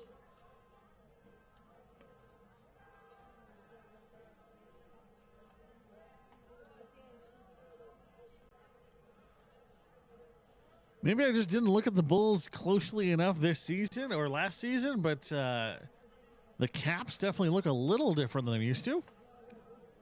That one very close to being a hit by the pitch. As they now have adorning their helmets and hats, a buff-looking, I guess it's not really a bull, more of a minotaur. You know, because a minotaur would be able to walk and stand and use the bat. A bull simply could not. So the Lethbridge Minotaurs make their way up here to Fort McMurray. Full count, 3-2. That one bloops up. Easy grab.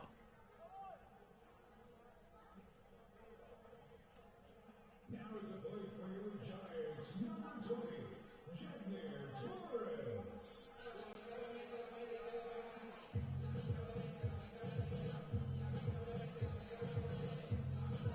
Torres opened the game with that 2-run home run.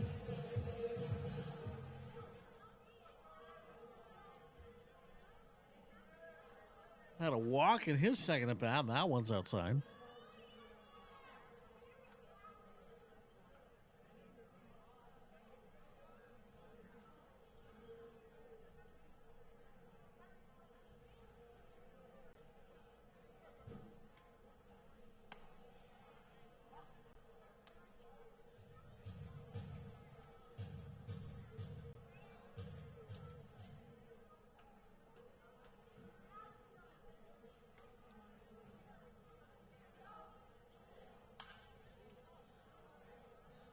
That one's going to go way up, up, up, up, up, up, up.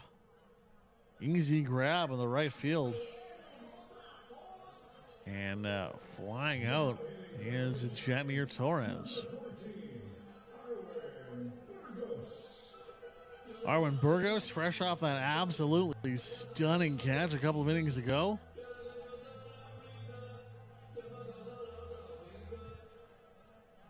Going to see that one all over the highlight reel.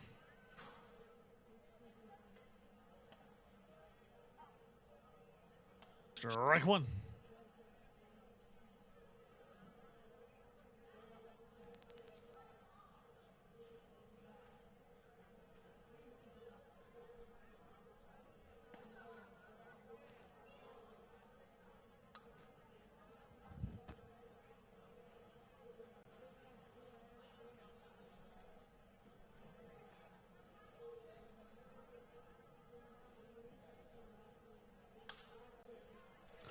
Ooh, that one narrowly fouled off along the left field line.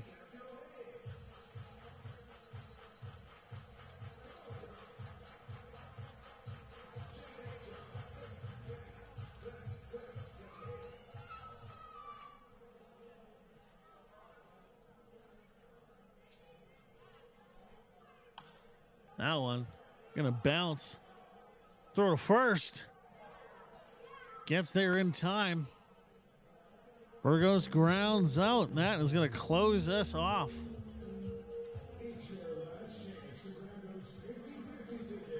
We're going to head to the top of the seventh coming up next here on FloCollege.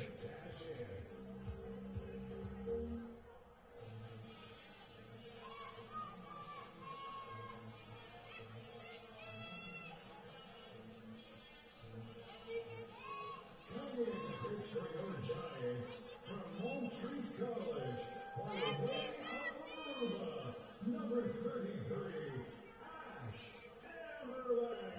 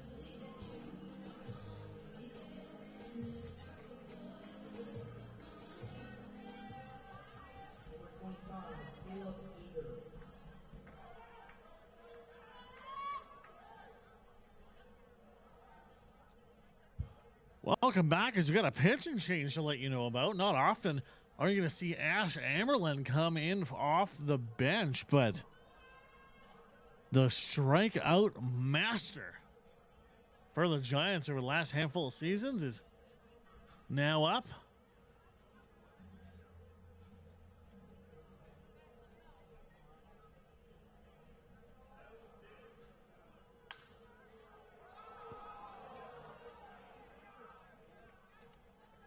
Oh, tough beginning to the evening for Amerlin, as Caleb Eager doubles that one to left field.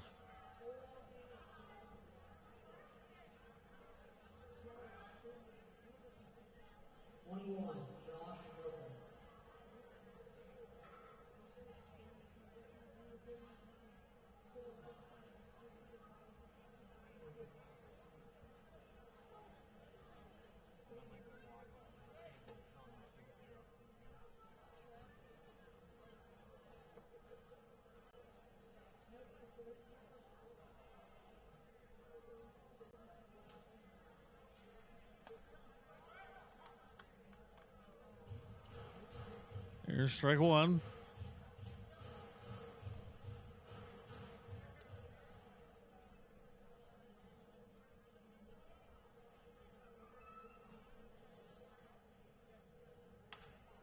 That one off into center field, and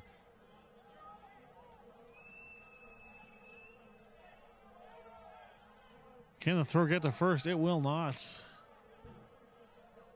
4-run ball game as Josh Milton singles to center field. Caleb Eager comes home, and it's an 8-run spot for the Lethbridge Bulls here. No outs. Amerlin just a handful of pitches deep, and already this lead is extending.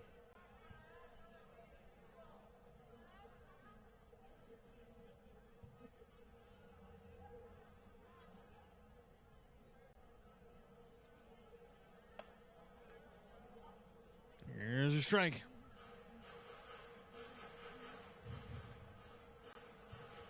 Matsuzaki with the opening double.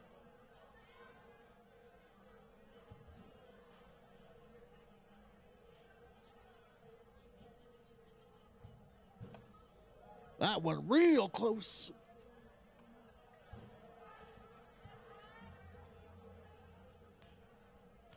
As we hit the 7th inning portion, fans refreshing their beverages. I gotta refresh mine. It's not what you think. That one, strike two.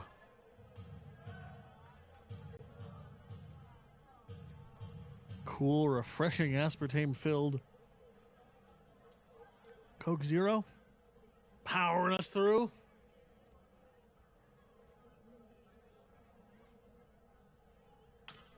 That one. Throw to first. Makes it.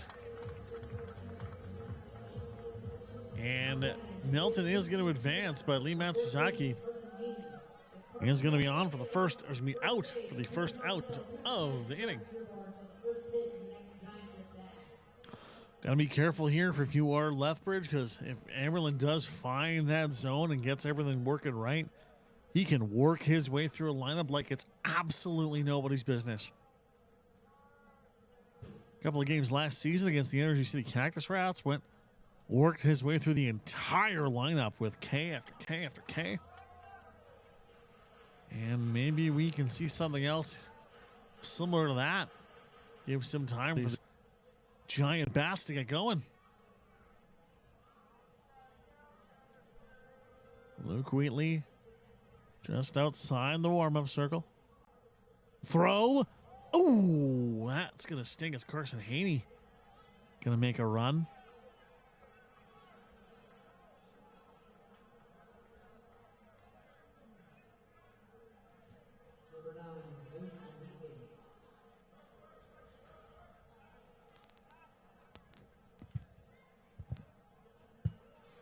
Wheatley's have very much been a part of the offense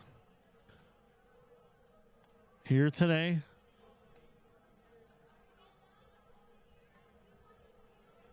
Pitch from Amberlin. Strike one.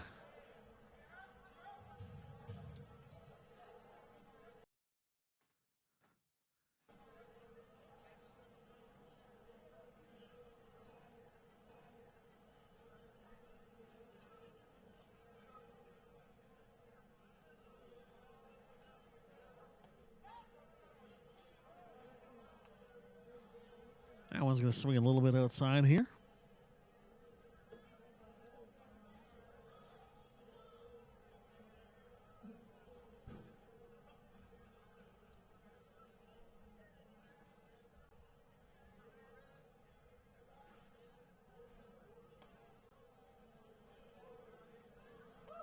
Yeah, that's back-to-back balls.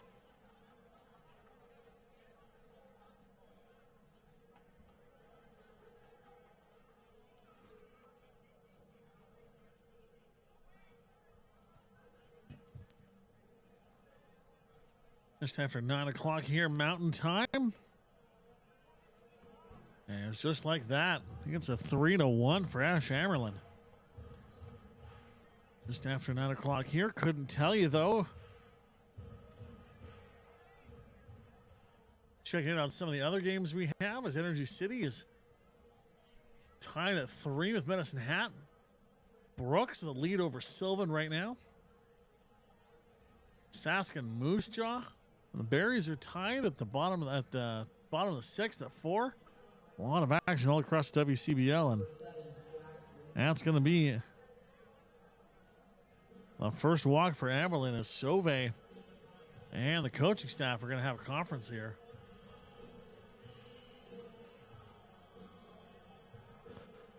Base is loaded.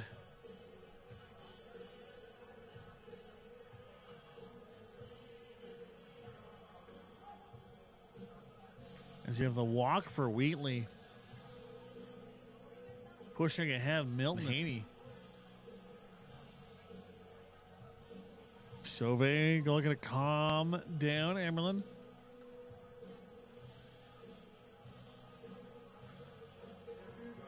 Bases are loaded. Only one out up here.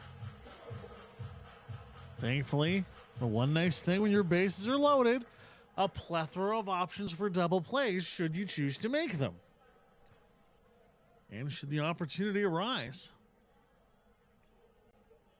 Amberlin just has to lock in here. Will not do so there. That's a 1-0.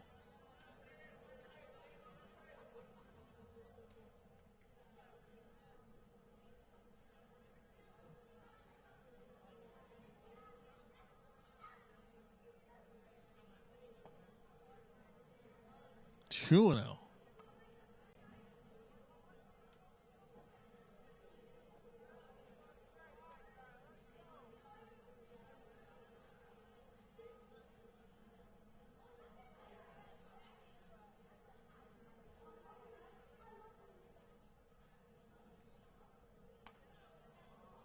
Make that 3-0.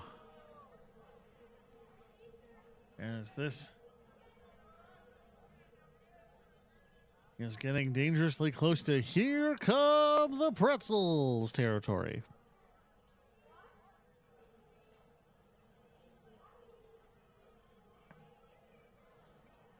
And officially, I think we can say it now. In the iconic words of the Simpsons baseball announcer, here come the Pretzels. As that is going to extend this to a 5-run lead, 10-4. And spelling the other night for Ash Ammerlin.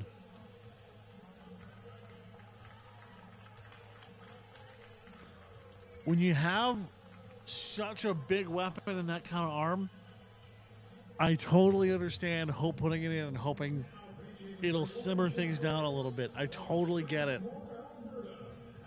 Maybe some time for Amberlin to hang back and get that throw back where he's hoping it'll be.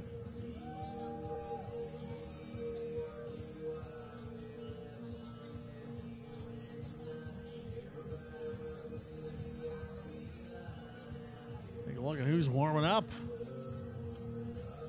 for the Giants.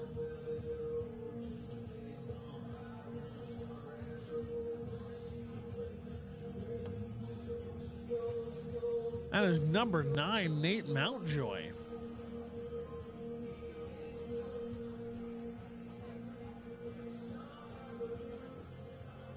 Three innings pitched so far on the year, has given up 5 hits and 6 runs in that time.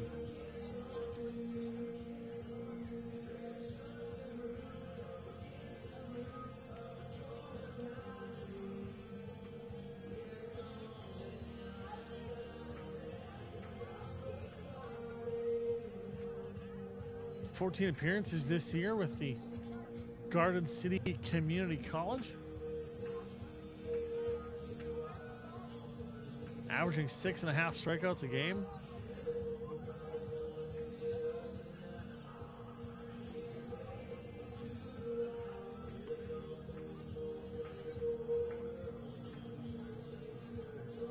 .6 ERA for the 24-25 season. That number did creep up for a tougher year. The Garden City Community College Bronco Busters.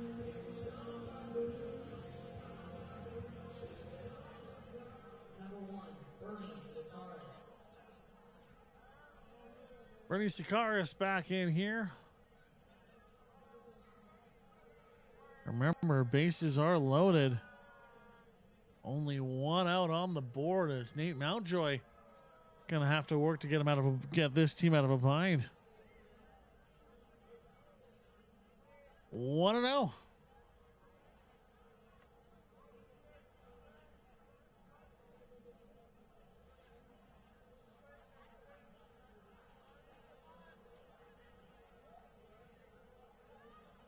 Mountjoy, a freshman out of Strathmore, Alberta. Not too far outside of Calgary. Not too far from Lethbridge either. Ball number 2. No stranger to the WCBL, as Strathmore a very short drive to Siemens Stadium, so certainly has taken over Dogs games over his life.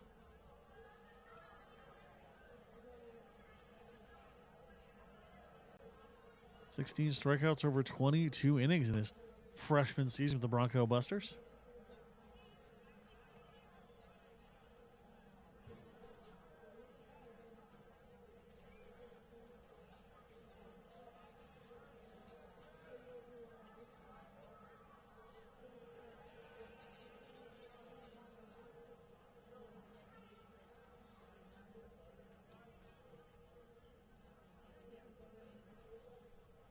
Here's the throw from Mountjoy. And it's going to walk another run home.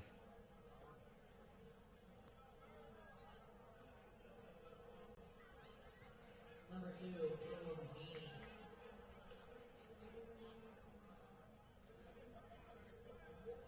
Also, pardon me, looks like I inadvertently added an extra run on the board. My apologies.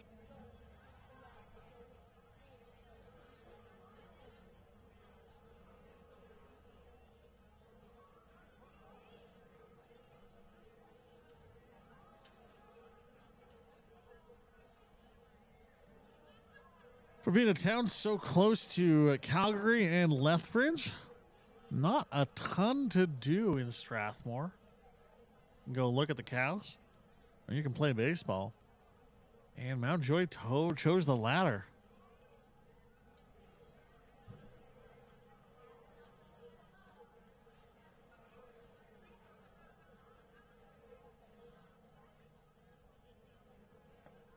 Another ball in, and this is going to have Nick Sauvé visit the mound and bring in his compatriots.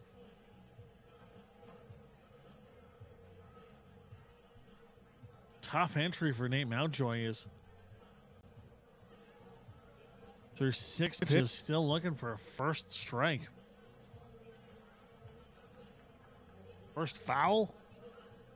First anything other than a ball.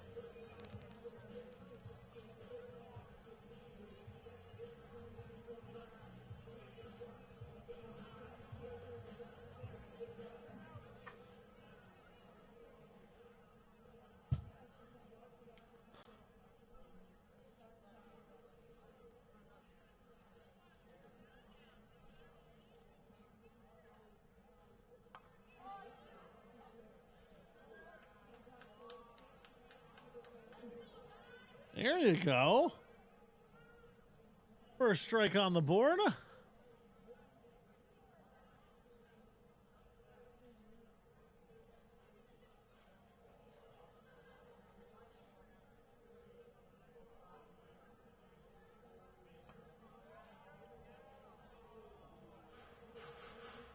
That'll be the ball 3.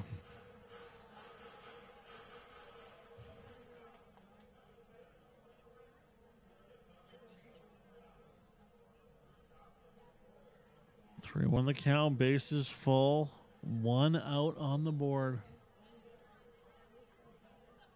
The throw, the swing, that one off into right field, bringing the runner home.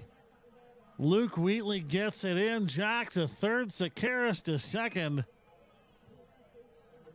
Bases stay loaded.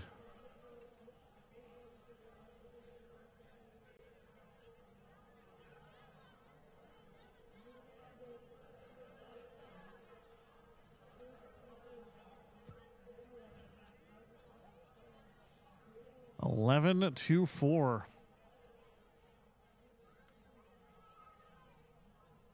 Top of the 7th.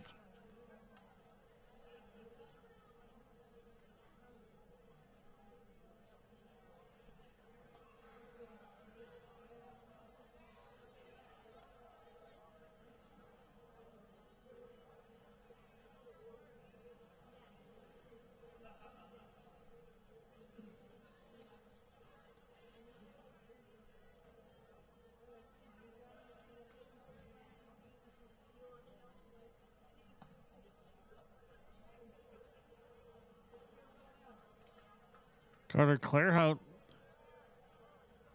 lets a couple of those go by.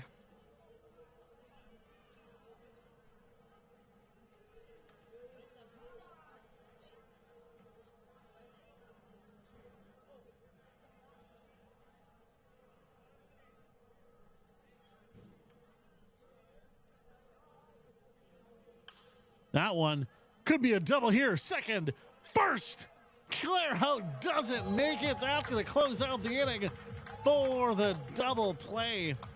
Blissfully comes to an end for the tough go for Nate Mountjoy.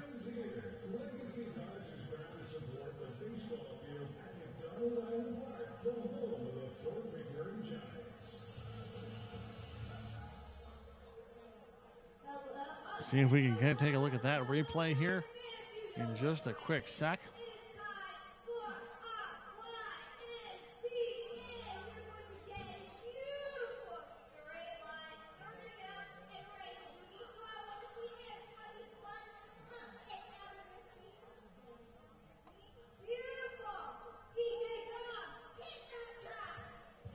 Toss to second. Slice to first. Clairhout hitting into a double play is the first good bit of action now the Giants have had in the last little while.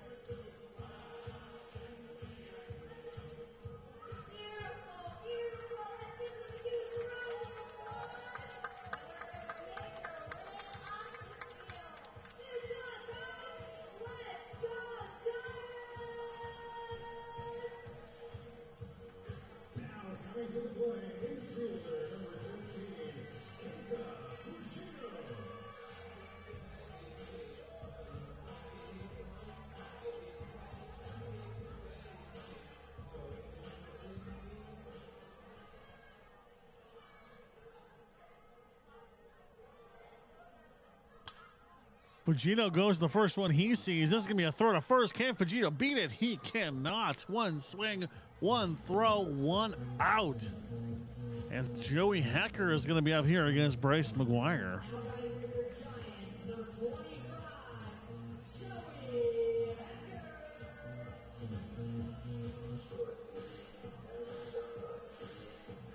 Joey Hecker with one of the all-time walk-up songs.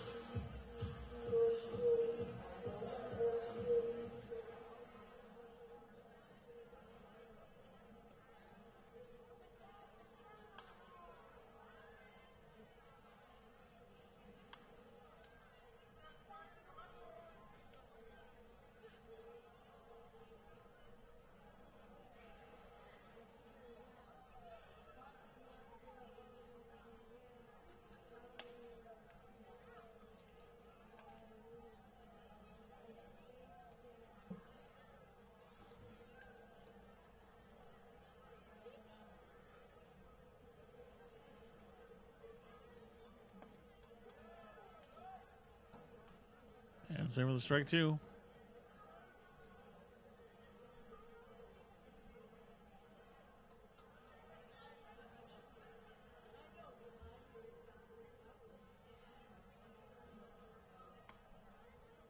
That one's outside.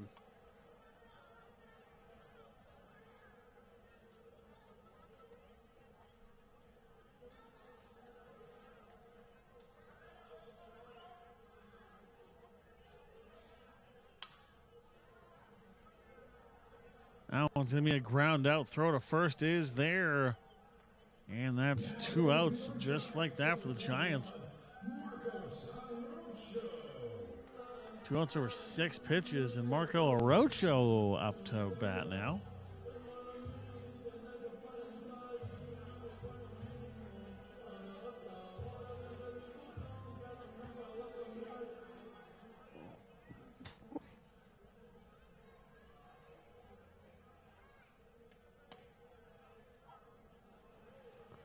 Swing and a miss on that one.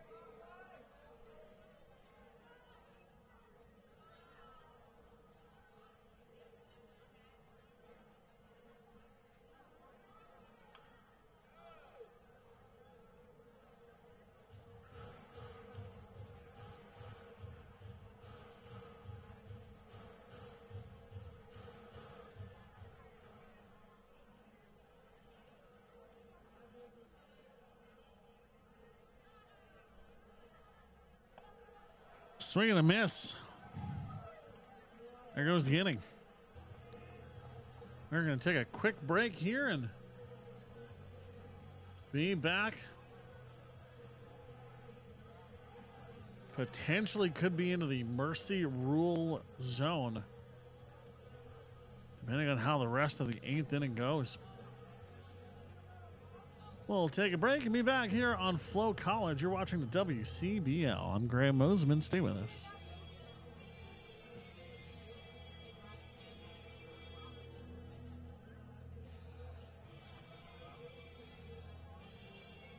Now pitching for your McMurray Giants from Calgary, Alberta, Canada, attending the University of Fraser Valley, number 36, Eli McKean.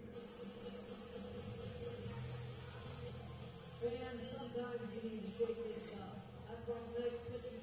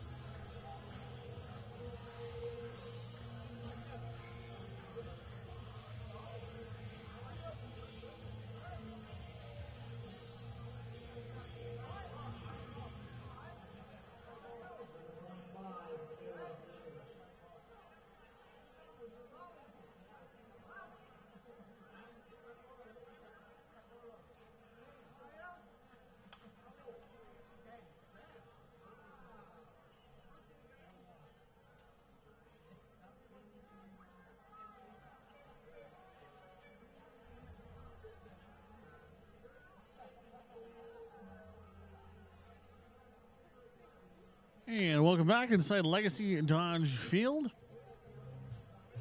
Eli McKean back in. An appearance back on Wednesday against the Giants. Or with the Giants against the Bulls, excuse me.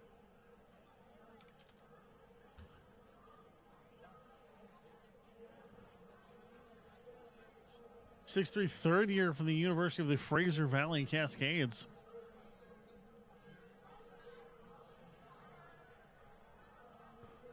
Count 1-2.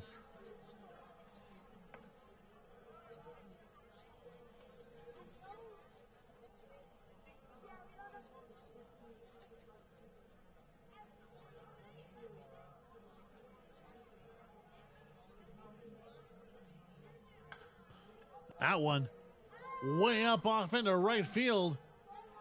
Into foul territory. Catch is made. And down goes Eager. Now, in the new Mercy Rule instituted this year, if a team is up by 10 runs after 8, the game will be called. Still a little ways away from that, though, and of course, anything can happen in the WCBL. As that one, easy throw to first. Got him. Joshua Milton, Caleb Eager, 2 up, 2 down, over 6 throws from Eli McKean. Exactly what you want to see.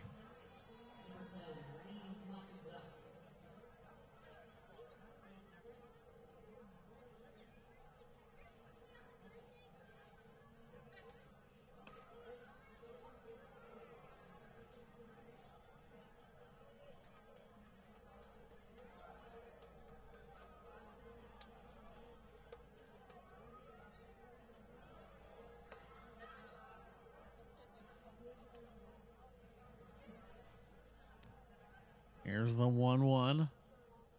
Although Giants fans would argue that he went all the way around.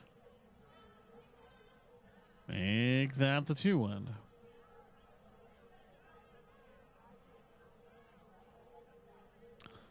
Matsuzaki looking to fire up the offense for the Bulls.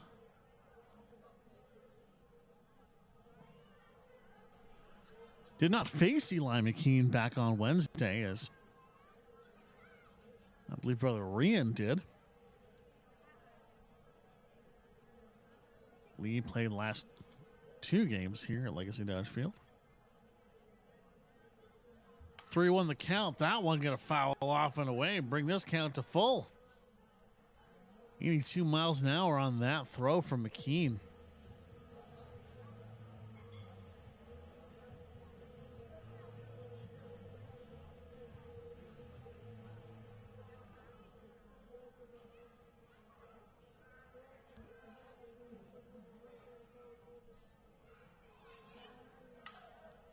That one's going to foul away once again. Count stays full.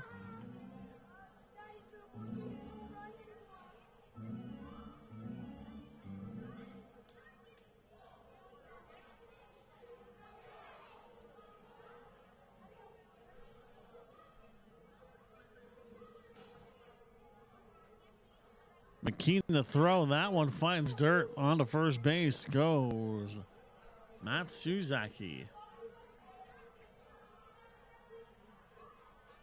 Say hello to Carson Haney. Hit by a pitch early on in this one. Got a strikeout, walk, and a ground out.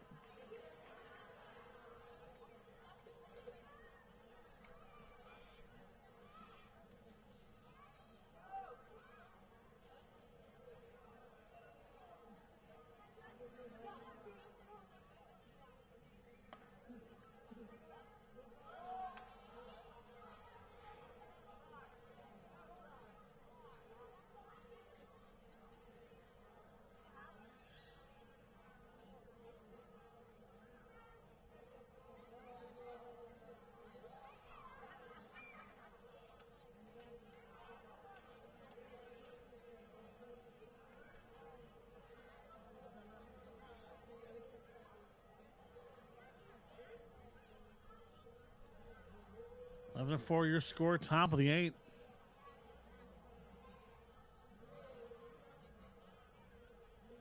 Gotta be careful for Matsuzaki's speed.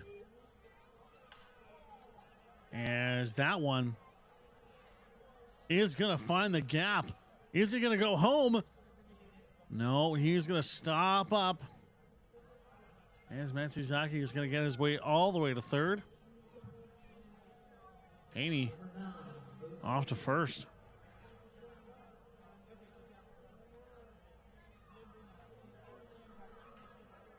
Two down, runners on the corners.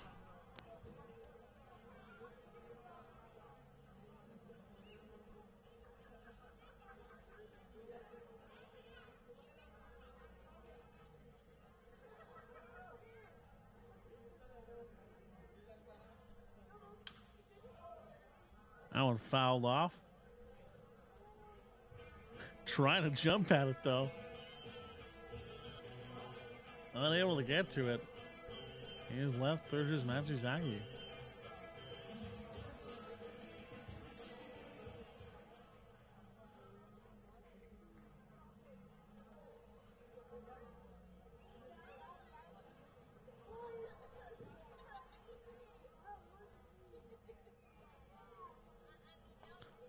Swing and a miss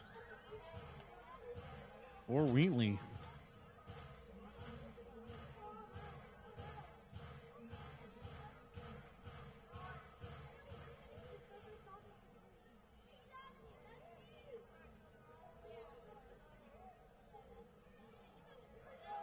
Wild pitch.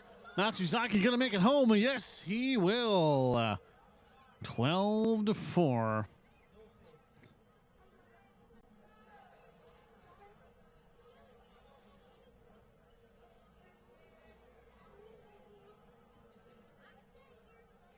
One and two.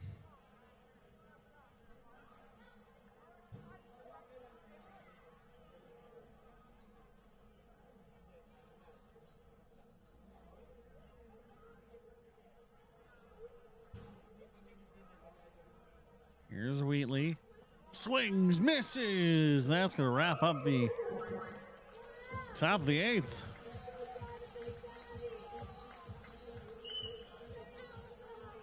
Eight-run lead as we head to the bottom of the 8th for the Lethbridge Bulls. We will see if they can cut into this lead. Will the Giants with Brett Patillo facing off against Bryce McGuire right after this.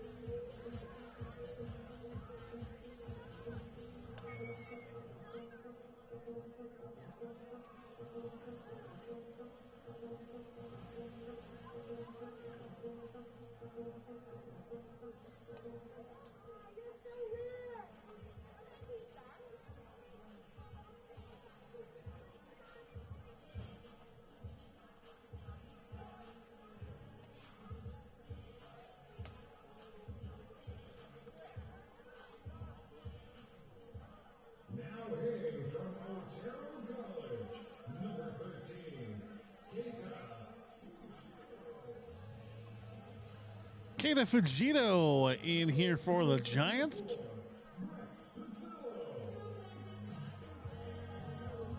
That was wrong. We had a switch up there briefly. This is Brett Patillo. My apologies. I even said it was Patillo going into the break. There's strike one.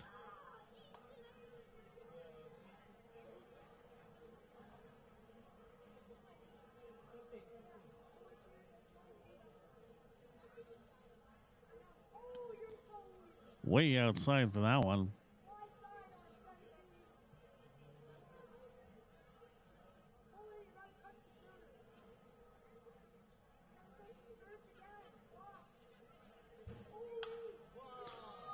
Contact on that one. It's going to go all the way out to left field. Doesn't have the distance. It just falls short. Oh, you felt the energy rise, and then it all fell real fast. As Petillo is just a couple feet away from the third left field long ball of the ball game.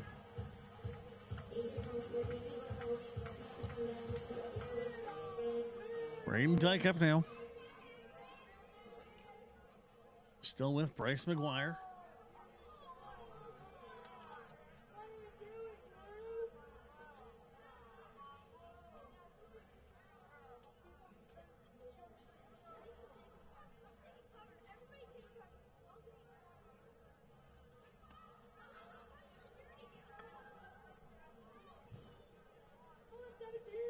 Has committed to a couple of different schools, has McGuire, Morehead State University, as well as the University of Arkansas at Monticello.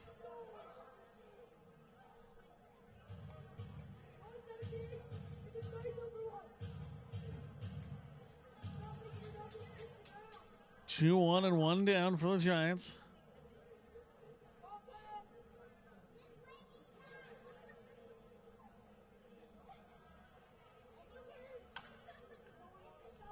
This is going to be an easy out to first base. There it goes. 2 outs on the board. Anisel Santiago up now.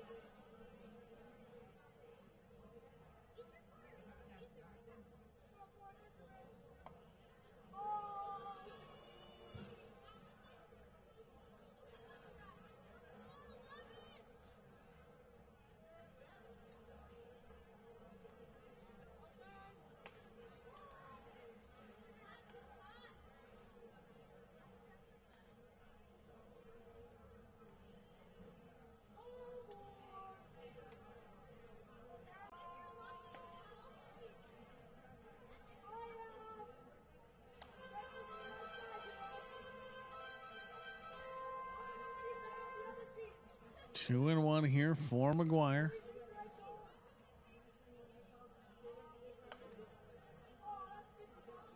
Two and 2.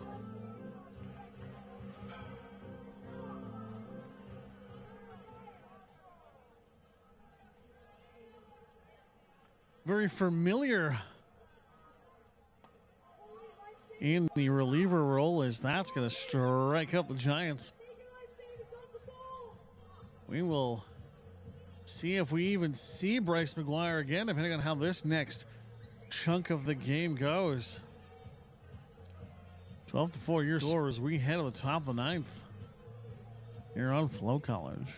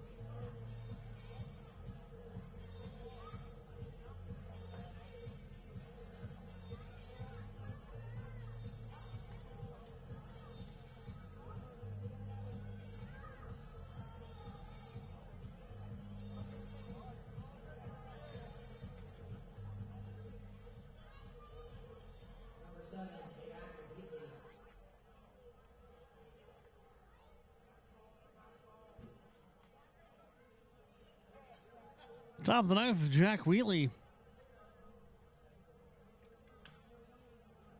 Gonna foul that one away.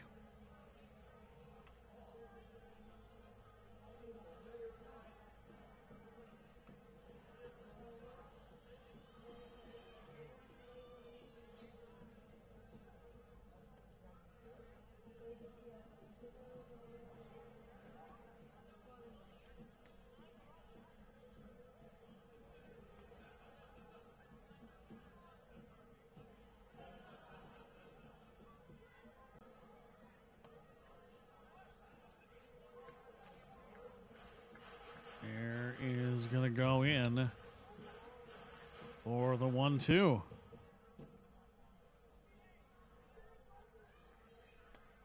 Let's that go by, and Eli McKean gets the strikeout.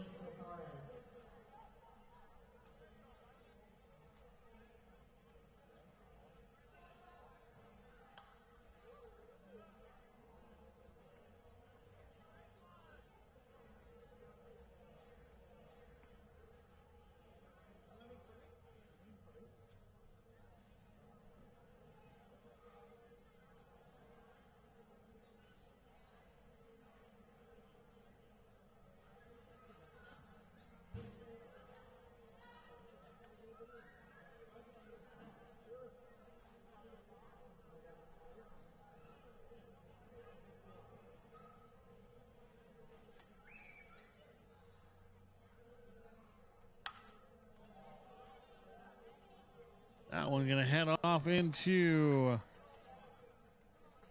foul territory. Just barely stays away. Pardon me, that did end up staying in. I apologize. I lost the angle on that one here in the booth.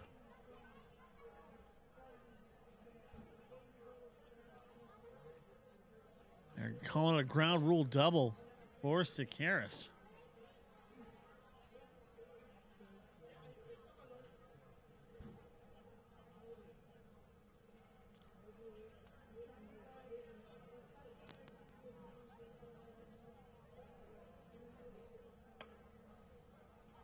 Two runs end up coming in. That will spell the end of this ball game.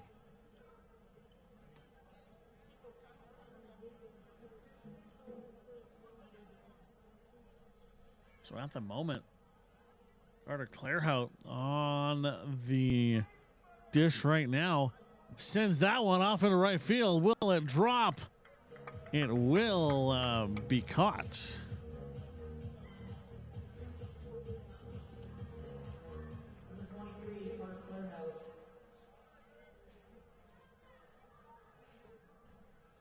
So at this point, Clairhout very much represents the game-ending run. A homer here will end it.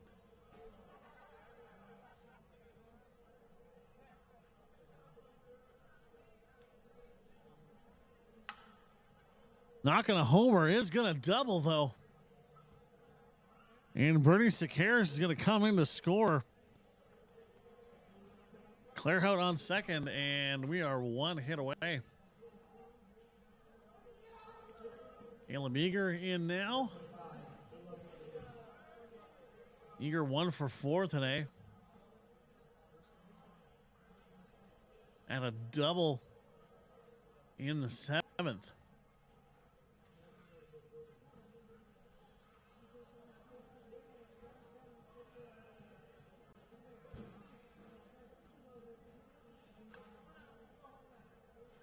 That's going to tip off for the foul.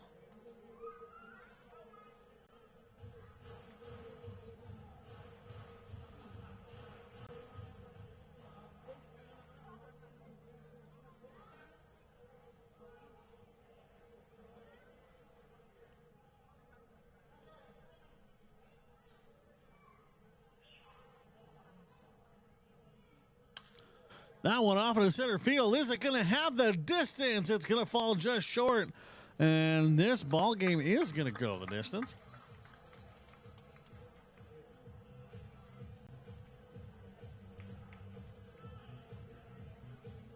As we'll be back here with the bottom of the ninth in very short order here on FloCollege.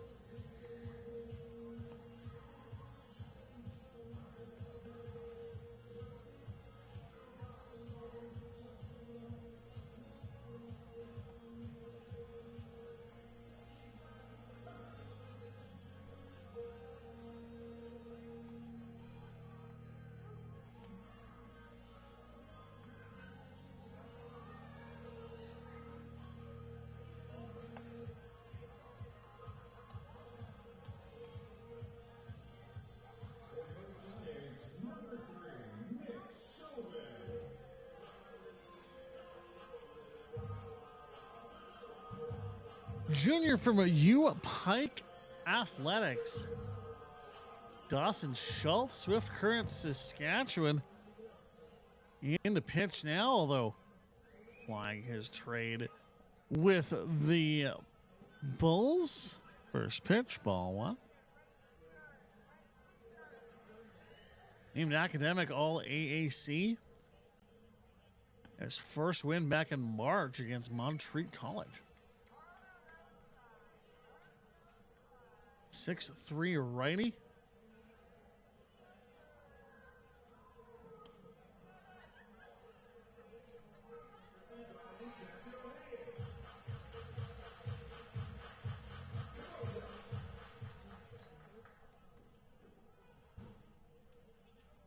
.474 ERA in his college career.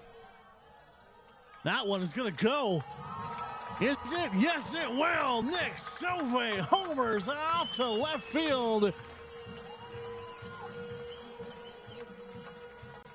These Giants aren't done yet.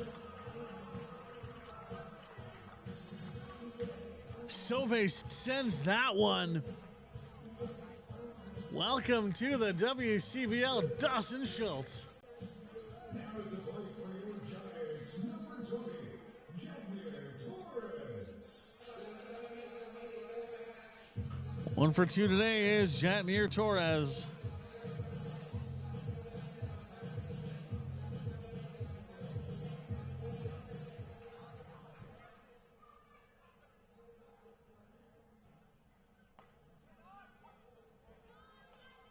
Despite the weeble wobble, that's going to be a strike one.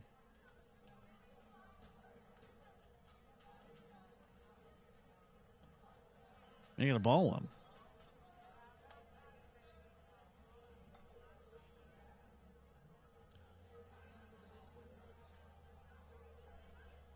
Not a ton of speed. Schultz doesn't really work with that that fastball, but has been able to get that slider cooking at different parts of his season.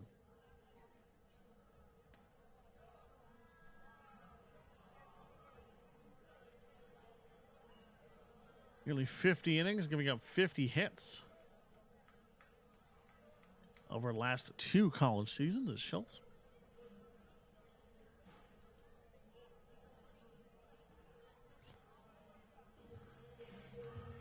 And that is going to be a walk for Chatnier Torres.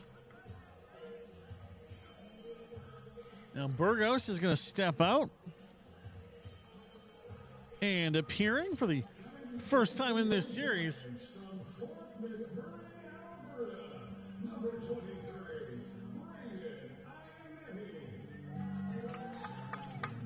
Fort McMurray's own Braden Ianetti makes his way into this one. Crushes that one, finds the gap, off into right field. Torres makes it the way to third. Runners on the corner, no outs. Good to see that one. There's still life in this squad, not walking up, taking their bag and going home. You know, the crowd starting to hype up a little bit as Keita Fugino moves his way in. There have been 9+ run innings in the WCBL this season. It's happened. Contact. Fouls away.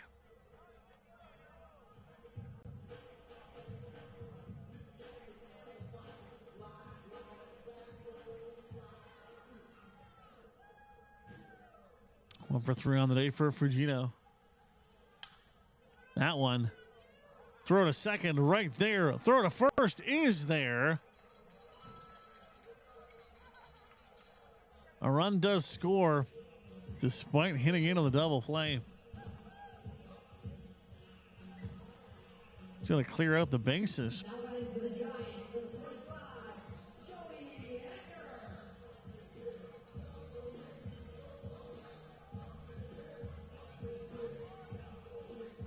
The 5-4-3 double. Chatnier Torres coming home, but Braden Ianetti thrown out at second. 13-6 for the Bulls.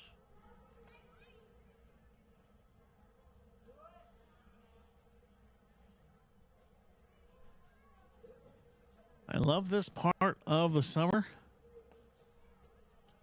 There's the ball too. Because the outfield scoreboard is just a little bit more visual. Let's see just a little bit better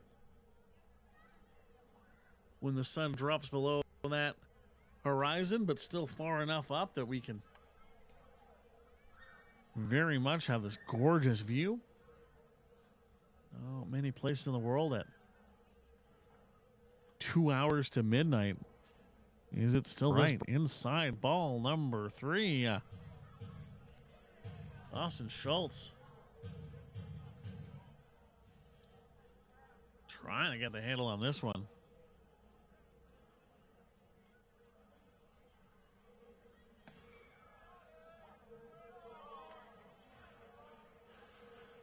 That's strike 2.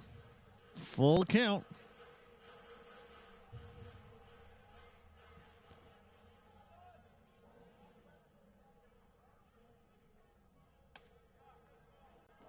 That one is outside, and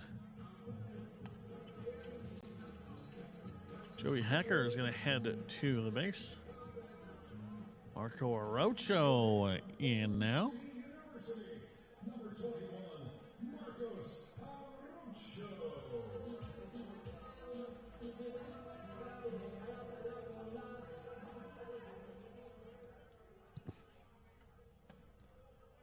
Little ways outside, ball number 1.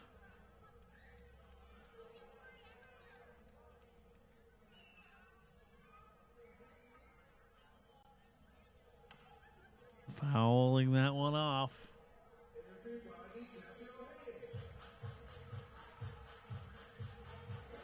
If nothing else, going to call it a moral victory that these Giants are able to fight their way out of the potential mercy rule, as that one definitely stings. And even though at this point it's pretty much all academic, as that's going to be an easy throw to first base. Down goes Arocho. Still been some moments of things that I think you can really be impressed with here, despite the fact the Giants are still looking for their first win against the Bulls this series. You're starting to see some of the prime hitters make their way up through the lineup, and maybe head coach Cooper can work this lineup around a little bit and perhaps find our way to the most ideal, perhaps, lineup and the best run. We'll see how it all shakes out. One more game in this series. It's going to be East Coast night here at Legacy Dodge Field. You can grab your tickets by going to FortMcMurrayGiants.ca. It is going to be an absolute blast. Special food menu items. A lot of Nor'Wester hats out. And more Alan Doyle than you can shake a stick at. It's one of the favorite nights of the year at the ballpark, and I hope we will see you down here at Legacy Dodge Field. From all of us to the Fort McMurray Giants, your final score tonight, Lethbridge takes this one by a marker of 13-6. Final game of the series tomorrow here. We'll see you then. Have a great night, get home safe, and we'll talk to you very soon right here on FloCollege, where you've been watching the WCBL